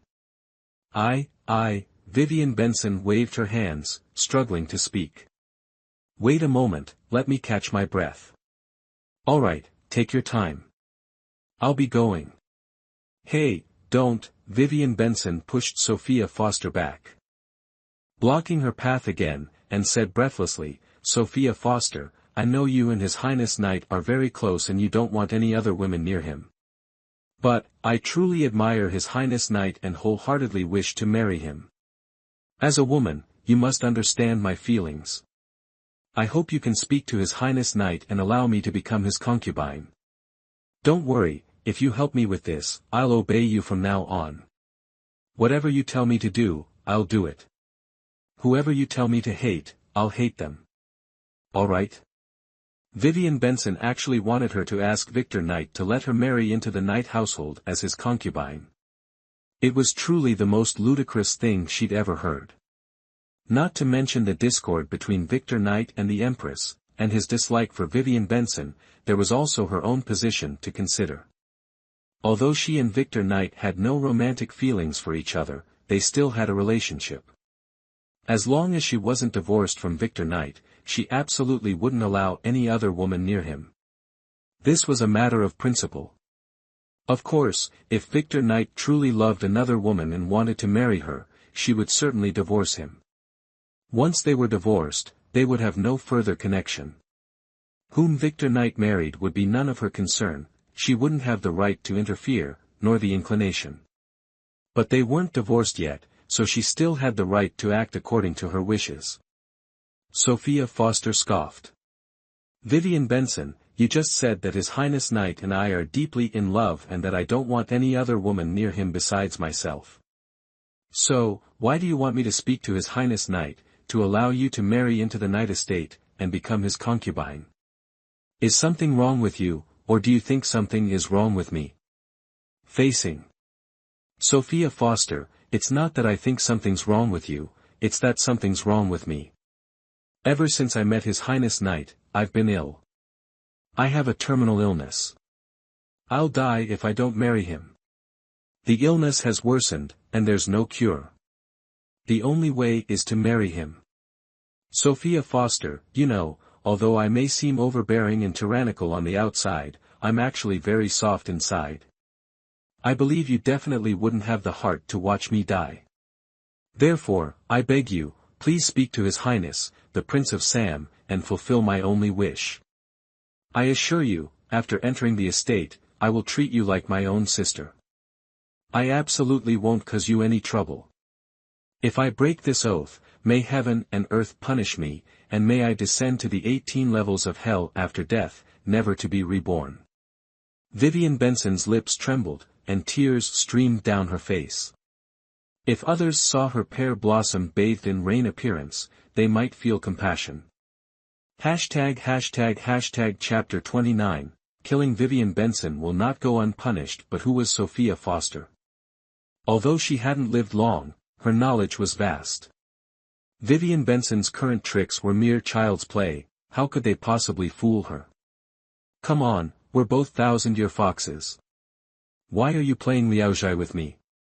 Sophia Foster lowered her head, stroking her nail polish with her fingertips, her tone laced with mockery, directly exposing Vivian Benson's disguise. "Vivian Benson, do you think that just by casually inquiring about me from the Chancellor's estate, you can grasp my character? Do you think pretending to be pitiful can arouse my sympathy and make me fall into your trap? In your dreams. Oaths are just things used to deceive people. Do you think I'm foolish enough to believe what you say? If I really indulged you and let you into the Prince of Sam's estate, I'm certain that in less than 3 days, you'd show your true colors. The story of Mr. Dongwa and the wolf has been passed down for thousands of years, and the story of the farmer and the snake is not uncommon. I'm not stupid enough to bring trouble upon myself." Seeing that her humbling pleas and feigned weakness hadn't achieved their goal, Vivian Benson finally couldn't hold back, revealing her true nature. "Sophia Foster, are you really not going to let me into the Prince of Sam's estate? Unless I leave the Prince of Sam's estate, I will definitely not let you have your way. So, you should give up early. Go somewhere cool and stay there. Don't be an eyesore in front of me."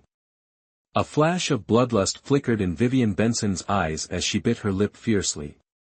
"What if I use death to force you?" Sophia Foster's body stiffened slightly at those words.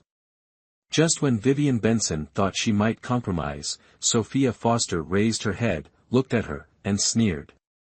"You can try." "Fine, Sophia Foster, you forced me to do this.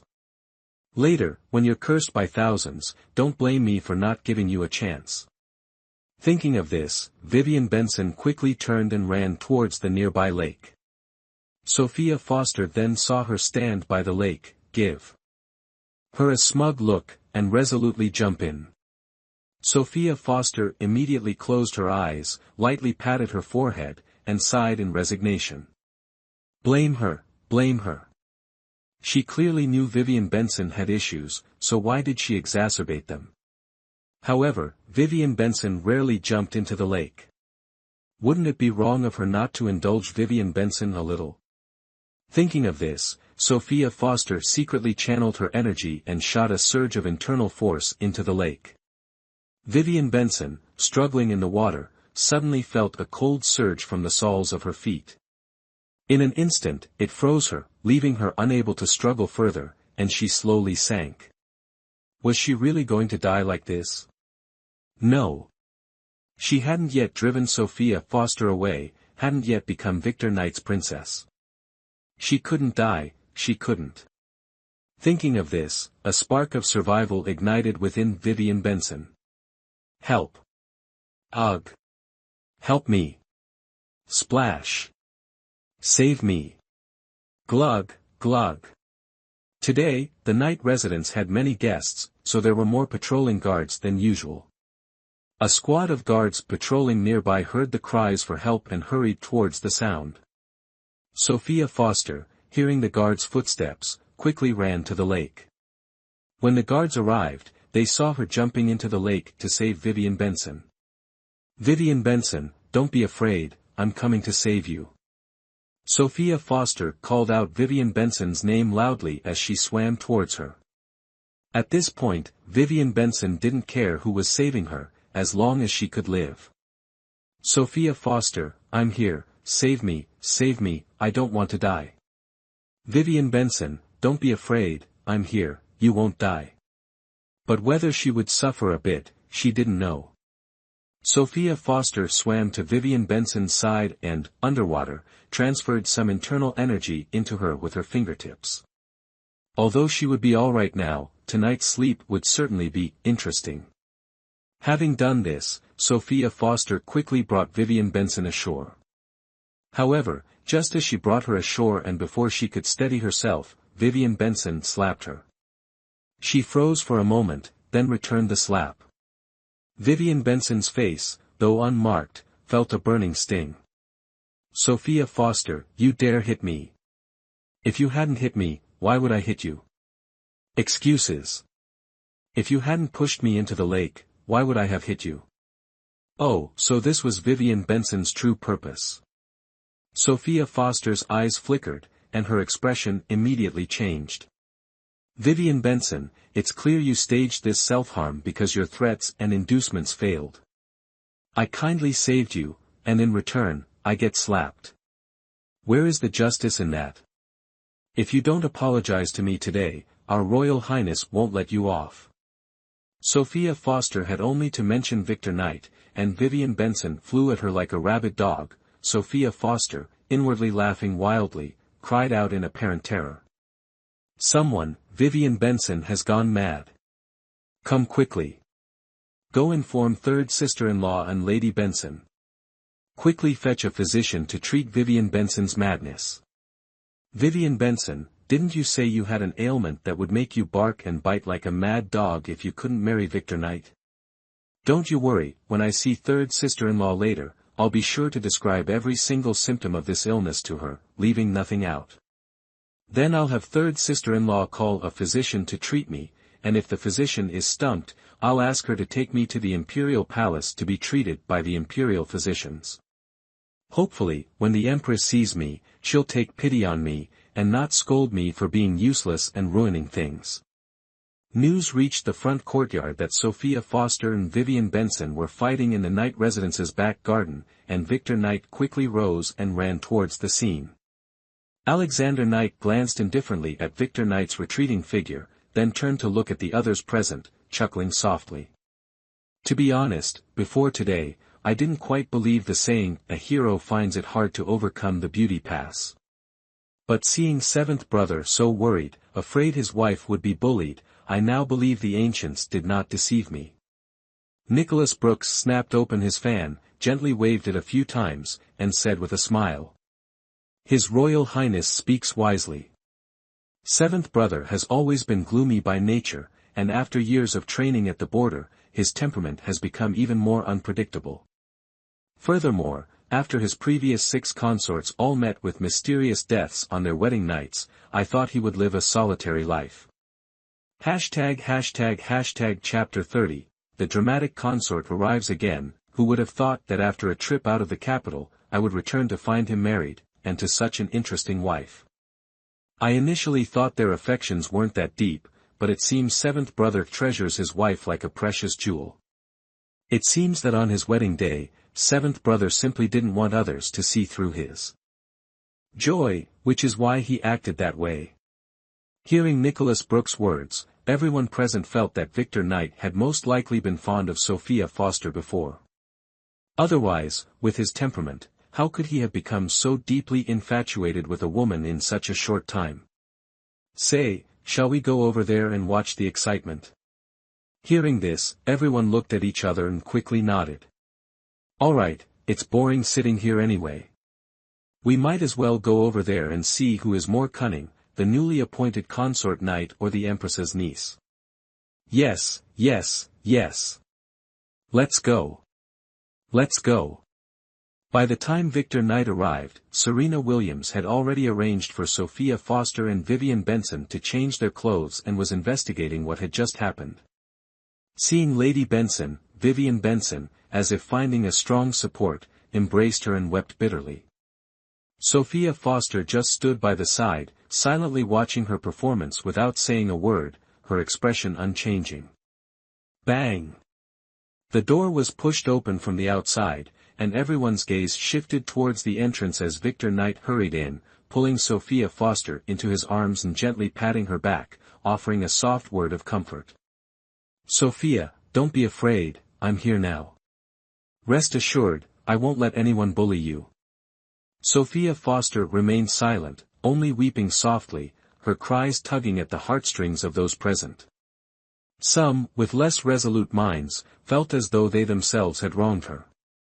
But in truth, the only one who had wronged her was Vivian Benson. As Sophia Foster continued to cry without speaking, Victor Knight turned to Serena Williams, inquiring about what had transpired. Serena Williams hesitated, glancing at Vivian Benson before slowly beginning to speak. Vivian Benson said she saw Sophia in the royal gardens and intended to speak with her. However, before they exchanged 3 sentences, Sophia allegedly mocked and insulted her, then pushed her into the lake. I didn't. As soon as Serena Williams finished speaking, Sophia Foster lifted her head, her beautiful face streaked with tears, her eyes red-rimmed, as if she had suffered a great injustice. Though Victor Knight knew she was putting on an act, a pang of sympathy still struck him. Alright, Sophia, don't cry anymore. I believe you didn't mock or humiliate Vivian Benson, and I believe you didn't push her into the lake. Hearing this, Sophia Foster's cries softened, her grip tightening on Victor Knight's sleeve. Victor Knight, do you truly believe I wouldn't do such a thing to Vivian Benson? Of course. You are my wife. Who would I believe if not you? Certainly not Vivian Benson. Hearing Victor Knight's unwavering expression of trust, a hint of a smile finally touched Sophia Foster's lips. I know you treat me well, Victor Knight. With you by my side, I fear nothing. Ha, ha, ha. Lady Sophia Foster, it seems you truly fear nothing. Victor Knight inwardly scoffed, yet his eyes held a touch of warmth and indulgence, along with a hint of amusement and resignation. If that's the case, perhaps you should tell me what actually happened. Nothing particularly new, just the same old story. Vivian Benson told me she truly adores you and desperately wants to marry you. She hoped I would speak to you about allowing her into Knight Manor as your concubine. Naturally, I refused. Then she berated me and threatened to jump into the lake if I didn't agree to her demands. She said she would tell everyone I quarreled with her and pushed her in. If everyone believed her, then you would have no choice but to believe her as well. Then, she could use this incident to remove me from my position as your wife and take my place. When she jumped into the lake, I was stunned. By the time I reacted, I rushed to save her, but what? Victor Knight gently placed his hand on Sophia Foster's face, his voice low. Did she slap you after you saved her? Sophia Foster remained silent, blinking slightly as pearl-like tears traced paths down her cheeks. Victor Knight glanced at her, then turned and delivered a swift, resounding slap to Vivian Benson's face. Vivian Benson, momentarily stunned, clutched her cheek and cried out. Your Highness Knight, you. How could you believe Sophia Foster's words? I admit, I did slap her just now, but, she slapped me back. You can't treat me like this, you can't. Victor Knight's face darkened, his lips pressed into a thin line as he stared at Vivian Benson. What relation do you have to me? Why can't I treat you like this? You say Sophia slapped you back. Do you have any proof? Proof? Yes, she did have proof. Vivian Benson quickly turned and tugged at Serena Williams' sleeve. Princess Consort Chi, when Sophia Foster rescued me, there were guards present. They must have seen Sophia Foster strike me. Quickly, find them and bring them here. Let them tell His Highness that I'm not lying. Sophia Foster really did. Hit me, she really did. All right, calm down. I'll have someone bring them in immediately. Serena Williams gently pushed Vivian Benson away and turned to give an order. Pearl, quickly bring those guards in to answer. Yes, Your Highness. Pearl hastily bowed and hurried out to bring in the guards waiting outside. We greet Princess Consort. May we know why you have summoned us? Lady Vivian Benson claims that when Princess Consort Knight jumped in to save her, you were present. Did you see Lady Vivian Benson strike Princess Consort Knight? The guards exchanged glances, then the lead guard nodded slightly. Reporting to Princess Consort, we did indeed see Lady Vivian Benson strike Princess Consort Knight after she was rescued. Did you see Sophia Foster hit me? That. The lead guard paused, then quickly shook his head. We did not see that. Impossible. Vivian Benson shrieked, lunging forward to kick the lead guard to the ground, raining blows upon him. Hashtag Chapter 31, Harm the Princess Consort, Death Awaits, Impossible. Sophia Foster clearly slapped me. How can you lie so brazenly?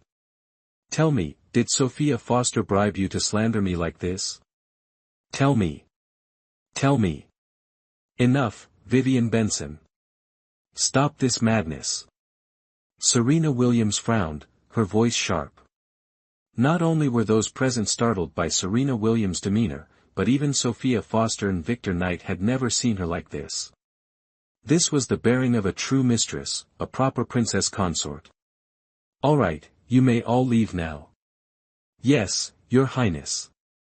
The matter now clear, Madame Benson hastily pulled Vivian Benson back, urging her to apologize to Sophia Foster, but Vivian Benson remained resolute, stubbornly refusing to apologize.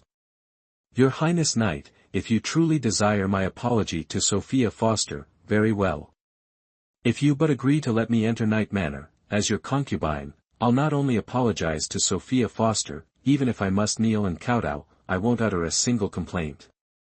Well, do you agree? Victor Knight, mirroring Sophia Foster's earlier response to Vivian Benson, casually tossed her 2 words. In your dreams. Vivian Benson stared at Victor Knight for a moment, a bitter smile playing on her lips. Your Highness Knight, am I so detestable? Why would you rather I not apologize to Sophia Foster than marry me? Because I do not care for you, not before, not now, and certainly not in the future. Furthermore. At this point, Victor Knight's gaze grew colder, each glance feeling like a dagger piercing Vivian Benson's heart. Sophia Foster is this prince's princess consort, the sole woman in Victor Knight's life. Let everyone present remember these words. Should anyone dare disrespect this prince's princess consort, or cause her any grief, this prince will ensure they meet a fate worse than death. Very well. Seeing the situation escalating, Serena Williams swiftly intervened as mediator. Today's events clearly show Vivian Benson's wrongdoing. Madam Benson, upon returning home, you must discipline Vivian Benson sternly. She must not address Princess Consort Brooks by name, nor employ any means to further trouble His Highness Randy Brooks and Princess Consort Brooks. Moreover, Princess Consort Brooks saved Vivian Benson today, only to be slapped. Such kindness met with such ingratitude. Since she refuses to apologize, shouldn't you, Madam Benson, apologize to Princess Consort Brooks on her behalf? Yes, Your Highness, Princess Consort. Madam Benson turned, offered a slight bow, and spoke softly. It is my failure as a mother that has led to my daughter's unseemly behavior and offense against Princess Consort Brooks. I implore Princess Consort Brooks to pardon my daughter's transgression, showing the forbearance of an elder towards a youth. Upon returning home, I will ensure my daughter is properly disciplined, and such an incident will never recur. Very well. Since Madam Benson has spoken, I shall say no more. However, Sophia Foster glanced at Vivian Benson, paused in thought, and then slowly spoke. Earlier, Vivian Benson's words seemed to border on madness. She herself confessed to a deep infatuation with His Highness Randy Brooks, bordering on obsession. Therefore, I urge Madam Benson to seek medical attention for Vivian Benson without delay. Do not let fear prevent you from seeking treatment. Pfft. Someone's stifled laughter broke the tension, followed by the chuckles of others present. Madam Benson, her face darkening, nodded. Thank you, Your Highness, for your counsel. I shall take my daughter home now, lest we further impose upon everyone. Watching Lady Benson escort Vivian Benson away, Nicholas Brooks turned to Alexander Knight, chuckling softly. It seems, compared to His Highness the Crown Prince's cousin, seventh sister-in-law still has a slight edge. There's no other way, who told His Highness Randy Brooks to stand beside Princess Consort Brooks? The two of them together are naturally more formidable than Miss Vivian Benson alone. Brother Zhang speaks the truth. Alexander Knight glanced at Nicholas Brooks with a hint of displeasure. Nicholas Brooks quickly took out the fan from his side, gently fanning himself, while Dominic Smith's gaze remained fixed on Sophia Foster, never leaving. After the drama concluded, the banquet was ready, and everyone took their seats.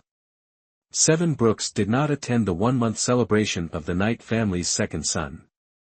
Serena Williams, carrying the Knight family's second son, walked around with William Knight, toasting everyone and showing them what the Knight family's second son looked like. Therefore, Sophia Foster could only sit with Duchess Diana Bloom, along with a few gentle-faced ladies and their daughters, the atmosphere surprisingly harmonious. When William Knight brought Serena Williams to show the Knight family's second son to those at this table, Sophia Foster didn't even look up. William Knight frowned slightly, about to reprimand Sophia Foster, when he saw the baby in Serena Williams' arms reach out towards Sophia Foster, giggling. William Knight was stunned, and Sophia Foster was also taken aback by the Knight family's second son. What is he laughing at? I don't know. Let alone Serena Williams not being the child's birth mother, even if she were, even Consort Foster wouldn't necessarily know why he suddenly smiled at Sophia Foster.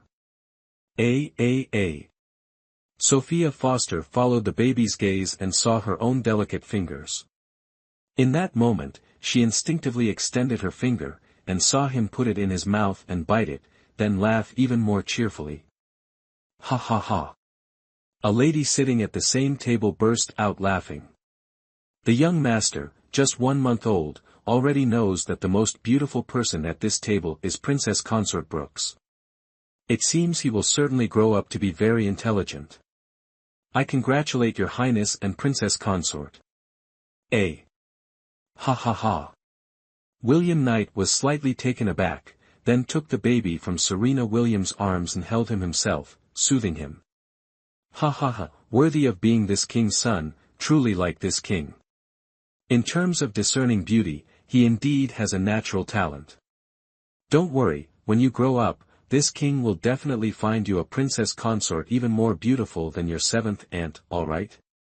A. The baby stretched his arms and kicked his legs, his face full of excitement.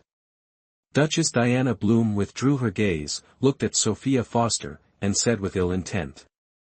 Sophia, your face is truly unmatched. From a newborn baby to an 80-year-old man about to be buried, none can escape your stunning beauty. If you were to smile, it would truly topple kingdoms and cities. Alright, stop talking nonsense, let's eat. He, Sophia, are you perhaps embarrassed into anger? If you say one more word, believe it or not, I'll make you gain 10 more pounds. Hashtag chapter 32, strike first, gain the advantage. The word fat was Grand Princess Diana Bloom's kryptonite. Upon hearing Sophia Foster use this to threaten her, Grand Princess Diana Bloom immediately surrendered. Halfway through the banquet, Sophia Foster happened to turn around and discovered that Emily Foster, who had been sitting with Lydia Foster, was nowhere to be seen. She frowned slightly, just about to go out and see where Emily Foster had gone, wondering if she was up to no good again, when Grand Princess Diana Bloom tugged on the hem of her robe. Sophia, where are you going? I have a bit of a stomach ache, I want to go out for a bit. As it happens, I also have a slight stomach ache, let's go out together. Sophia Foster thought for a moment, then nodded. Alright, let's go then.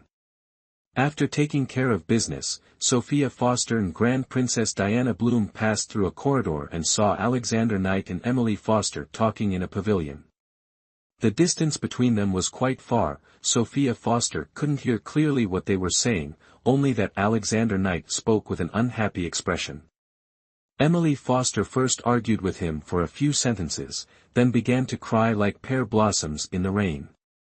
Alexander Knight sighed quietly, said a few words, then embraced Emily Foster, in a very intimate posture. If someone were to pass by at this moment, they would certainly be astonished.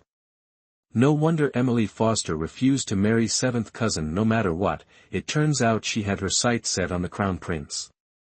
You're just realizing this now. Sophia Foster glanced at Grand Princess Diana Bloom, the corner of her mouth curving into a smile. The last time she met Alexander Knight on the road, she had felt that the relationship between Alexander Knight and Emily Foster was unusual, and this time she directly witnessed such a scene. However, although Crown Princess Rachel Morgan is sickly and not favored, with only a daughter under her knee, as long as she is alive, Emily Foster can never ascend to the position of Crown Princess. Could it be that she's truly content to marry the Crown Prince as a concubine? She is certainly not content. However, saying this, a gloomy glint flashed across Sophia Foster's eyes, the smile on her face becoming even more eerie. If, after Emily Foster marries into the Eastern Palace, the unfavored and sickly Crown Princess Rachel Morgan, with only a daughter and no power base, were to unfortunately pass away, then who would be the next Crown Princess? Grand Princess Diana Bloom ran through all the women in the Eastern Palace besides the Crown Princess in her mind, the last person to appear in her thoughts was Emily Foster. Bingo! Sophia Foster snapped her fingers, laughing. Congratulations, you answered correctly. Grand Princess Diana Bloom's pupils contracted, taking a deep breath. Could it be that Emily Foster wants to harm the current Crown Princess for the position of Crown Princess? What's so surprising about that? Sophia Foster glanced at Grand Princess Diana Bloom, speaking indifferently. People die for money, birds die for food, this principle, you, being in the royal family, must have seen it quite a bit, right? Ugh. 3 black lines appeared on Grand Princess Diana Bloom's forehead. After a moment, she gave a forced laugh. To be honest, I haven't really witnessed much of the royal family's dark secrets. That's why you were betrayed by someone you trusted. Princess Diana Bloom's lips twitched a few times. Sophia, I'm your good sister, can't you be a little gentler with me? I can certainly be gentle with you. However, if I'm gentle with you, those wolves and tigers outside will devour you. So, you should still pray that I'm sharp-tongued with you, but in reality, I can protect you from the dangers outside. Hearing this, Princess Diana Bloom giggled. Then I'll rely on your protection from now on. Don't worry, as long as I'm still alive, I won't let a single hair on your head be harmed. Sophia, you're really too cool, it's a pity you're not a man, otherwise, I'd sell myself to marry you. Come on, don't be infatuated with me, I'm just a legend. Sophia Foster pinched Princess Diana Bloom's cheek, then took a fragrant pouch from her waist, found a jade bottle, poured out a white jade pill from inside, and directly flicked it at Princess Diana Bloom. Princess Diana Bloom blinked, asking suspiciously. Sophia, what exactly was that white jade pill just now? You want to know? Very, extremely curious. Sophia Foster chuckled, beckoned Princess Diana Bloom closer, and whispered in her ear. Ah, is that really all right? What's the big deal? Sophia Foster raised an eyebrow, her eyes full of mischief. Since Emily Foster wants to marry Alexander Knight so badly, we'll just grant her wish. This way, the initiative will be in our hands, and things will develop according to our plans, do you understand? Princess Diana Bloom shook her head, indicating she didn't understand. It's all right, you just need to remember, he who strikes first gains the advantage, he who strikes last suffers the disadvantage. After saying that, Sophia Foster led Princess Diana Bloom back to the banquet. The banquet ended, Sophia Foster hurried to meet Victor Knight. Before leaving, she looked around, feigning surprise. Victor Knight, weren't you with His Highness the Crown Prince? Has he left already? Victor Knight raised an eyebrow slightly, immediately guessing that Sophia Foster probably had other plans. No, His Highness the Crown Prince left halfway through the banquet, and I haven't seen him since. Could something have happened to him? Nicholas Brooks glanced indifferently at the two, the corners of his mouth turning up in a smile, but his face quickly darkened. Someone, go find William Knight, tell him that Lord Knight and I have important matters to discuss, with utmost urgency, tell him to come here immediately. Yes, your lordship. A moment later, William Knight arrived with his men. Nicholas Brooks whispered the news of Alexander Knight's disappearance to William Knight, and William Knight's breath hitched. Are you serious? William Knight, do you think I would lie to you about such a big matter? Besides, our relationship is so good, do you think I would harm you? That's not the case. Neither of you are interested in the imperial throne, and because you are of similar age, and the relationship between your mothers is also quite good, you are no different from blood brothers. If you said Victor Knight harmed you, you would absolutely not doubt it, but Nicholas Brooks basically couldn't harm you. Alright, I understand. I'll send someone to look for His Highness the Crown Prince. Let's go look for him together. More people, more power, and it'll be faster. William Knight glanced at Victor Knight and Sophia Foster, thought for a moment, then nodded. Alright, let's go. Keep it quiet, avoid causing a big commotion. Don't worry. Fourth brother, we all understand. After seeing William Knight off, Sophia Foster stealthily gave Nicholas Brooks a thumbs up. Nicholas Brooks chuckled softly and strolled away, fanning himself. The two of them thought their actions were very discreet, but Victor Knight still saw them. Seeing this, Victor Knight's eyelids quickly drooped, his gaze towards Nicholas Brooks extremely unfriendly. Hashtag Chapter 33, What's your relationship with fourth brother? Because it involved Alexander Knight, William Knight's movements were very discreet, but no wall is windproof. The news of Alexander Knight and Emily Foster's disappearance from the Knight mansion quickly reached many ears. Although outwardly everyone appeared normal, they were still inwardly concerned about this matter. wanting to know where Alexander Knight and Emily Foster had gone, and what they were doing. Sophia Foster followed Victor Knight everywhere. Waiting until the estimated time had arrived, she winked at Victor Knight, and he led people in the direction she indicated. Passing through a corridor, several rooms appeared before their eyes. Seeing Sophia Foster nod, Victor Knight waved his hand, and the guards behind him quickly rushed into each room to search. 2/4 of an hour later, Sophia Foster and the others suddenly heard a woman's shrill scream, along with a man's furious roar. They exchanged glances and quickly rushed in. Behind them, Nicholas Brooks shook the fan in his hand, a smirk playing on his lips, everything unspoken. As soon as Sophia Foster and Victor Knight entered, they saw Alexander Knight and Emily Foster, their clothes disheveled, glaring at the guards who had barged in. When the two of them entered, a shadow of gloom flickered across Alexander Knight's eyes, while Emily Foster hurriedly covered her face and screamed. Victor Knight covered Sophia Foster's ears, then glanced indifferently at the two of them before turning to the guards in the room. "You all withdraw for now. Send someone to inform William Knight and the Princess Consort, tell them to come here quickly." "Yes, your lordship." Half an hour later, William Knight and Serena Williams entered. They glanced at Alexander Knight and Emily Foster, then turned their gaze towards Nicholas Brooks, Sophia Foster, and Victor Knight, their brows slightly furrowed. "What exactly happened that has all of your faces so grim?" Hearing this, Nicholas Brooks looked towards Sophia Foster and Victor Knight. Seeing that neither of them intended to speak, the corners of Nicholas Brooks' lips curled into a helpless smile. He then stepped forward and briefly recounted the events to William Knight and Serena Williams.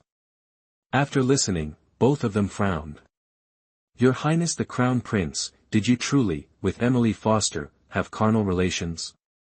Alexander Knight remained silent, but the gloom on his face gave William Knight his answer.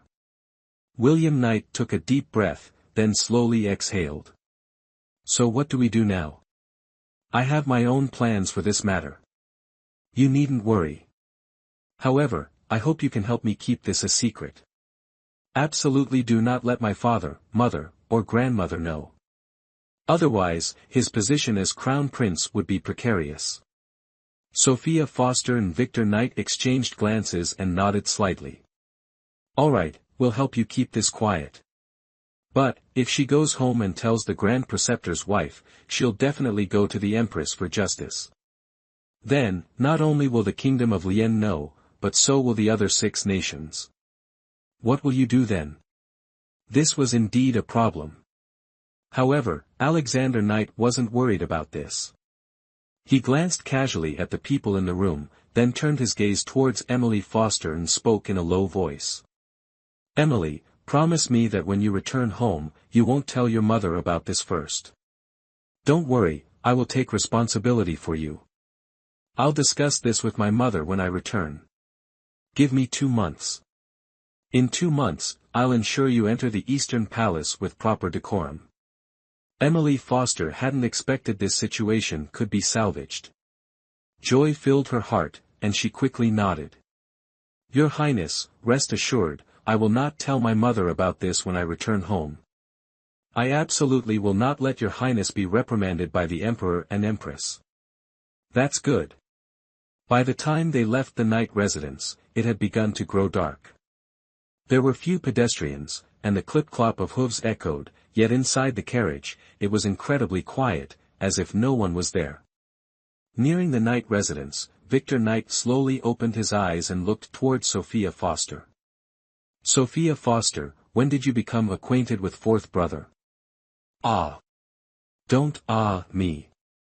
Answer properly. Don't try to play dumb and avoid the question." Sophia Foster blinked a few times, finally coming back to her senses, then chuckled softly.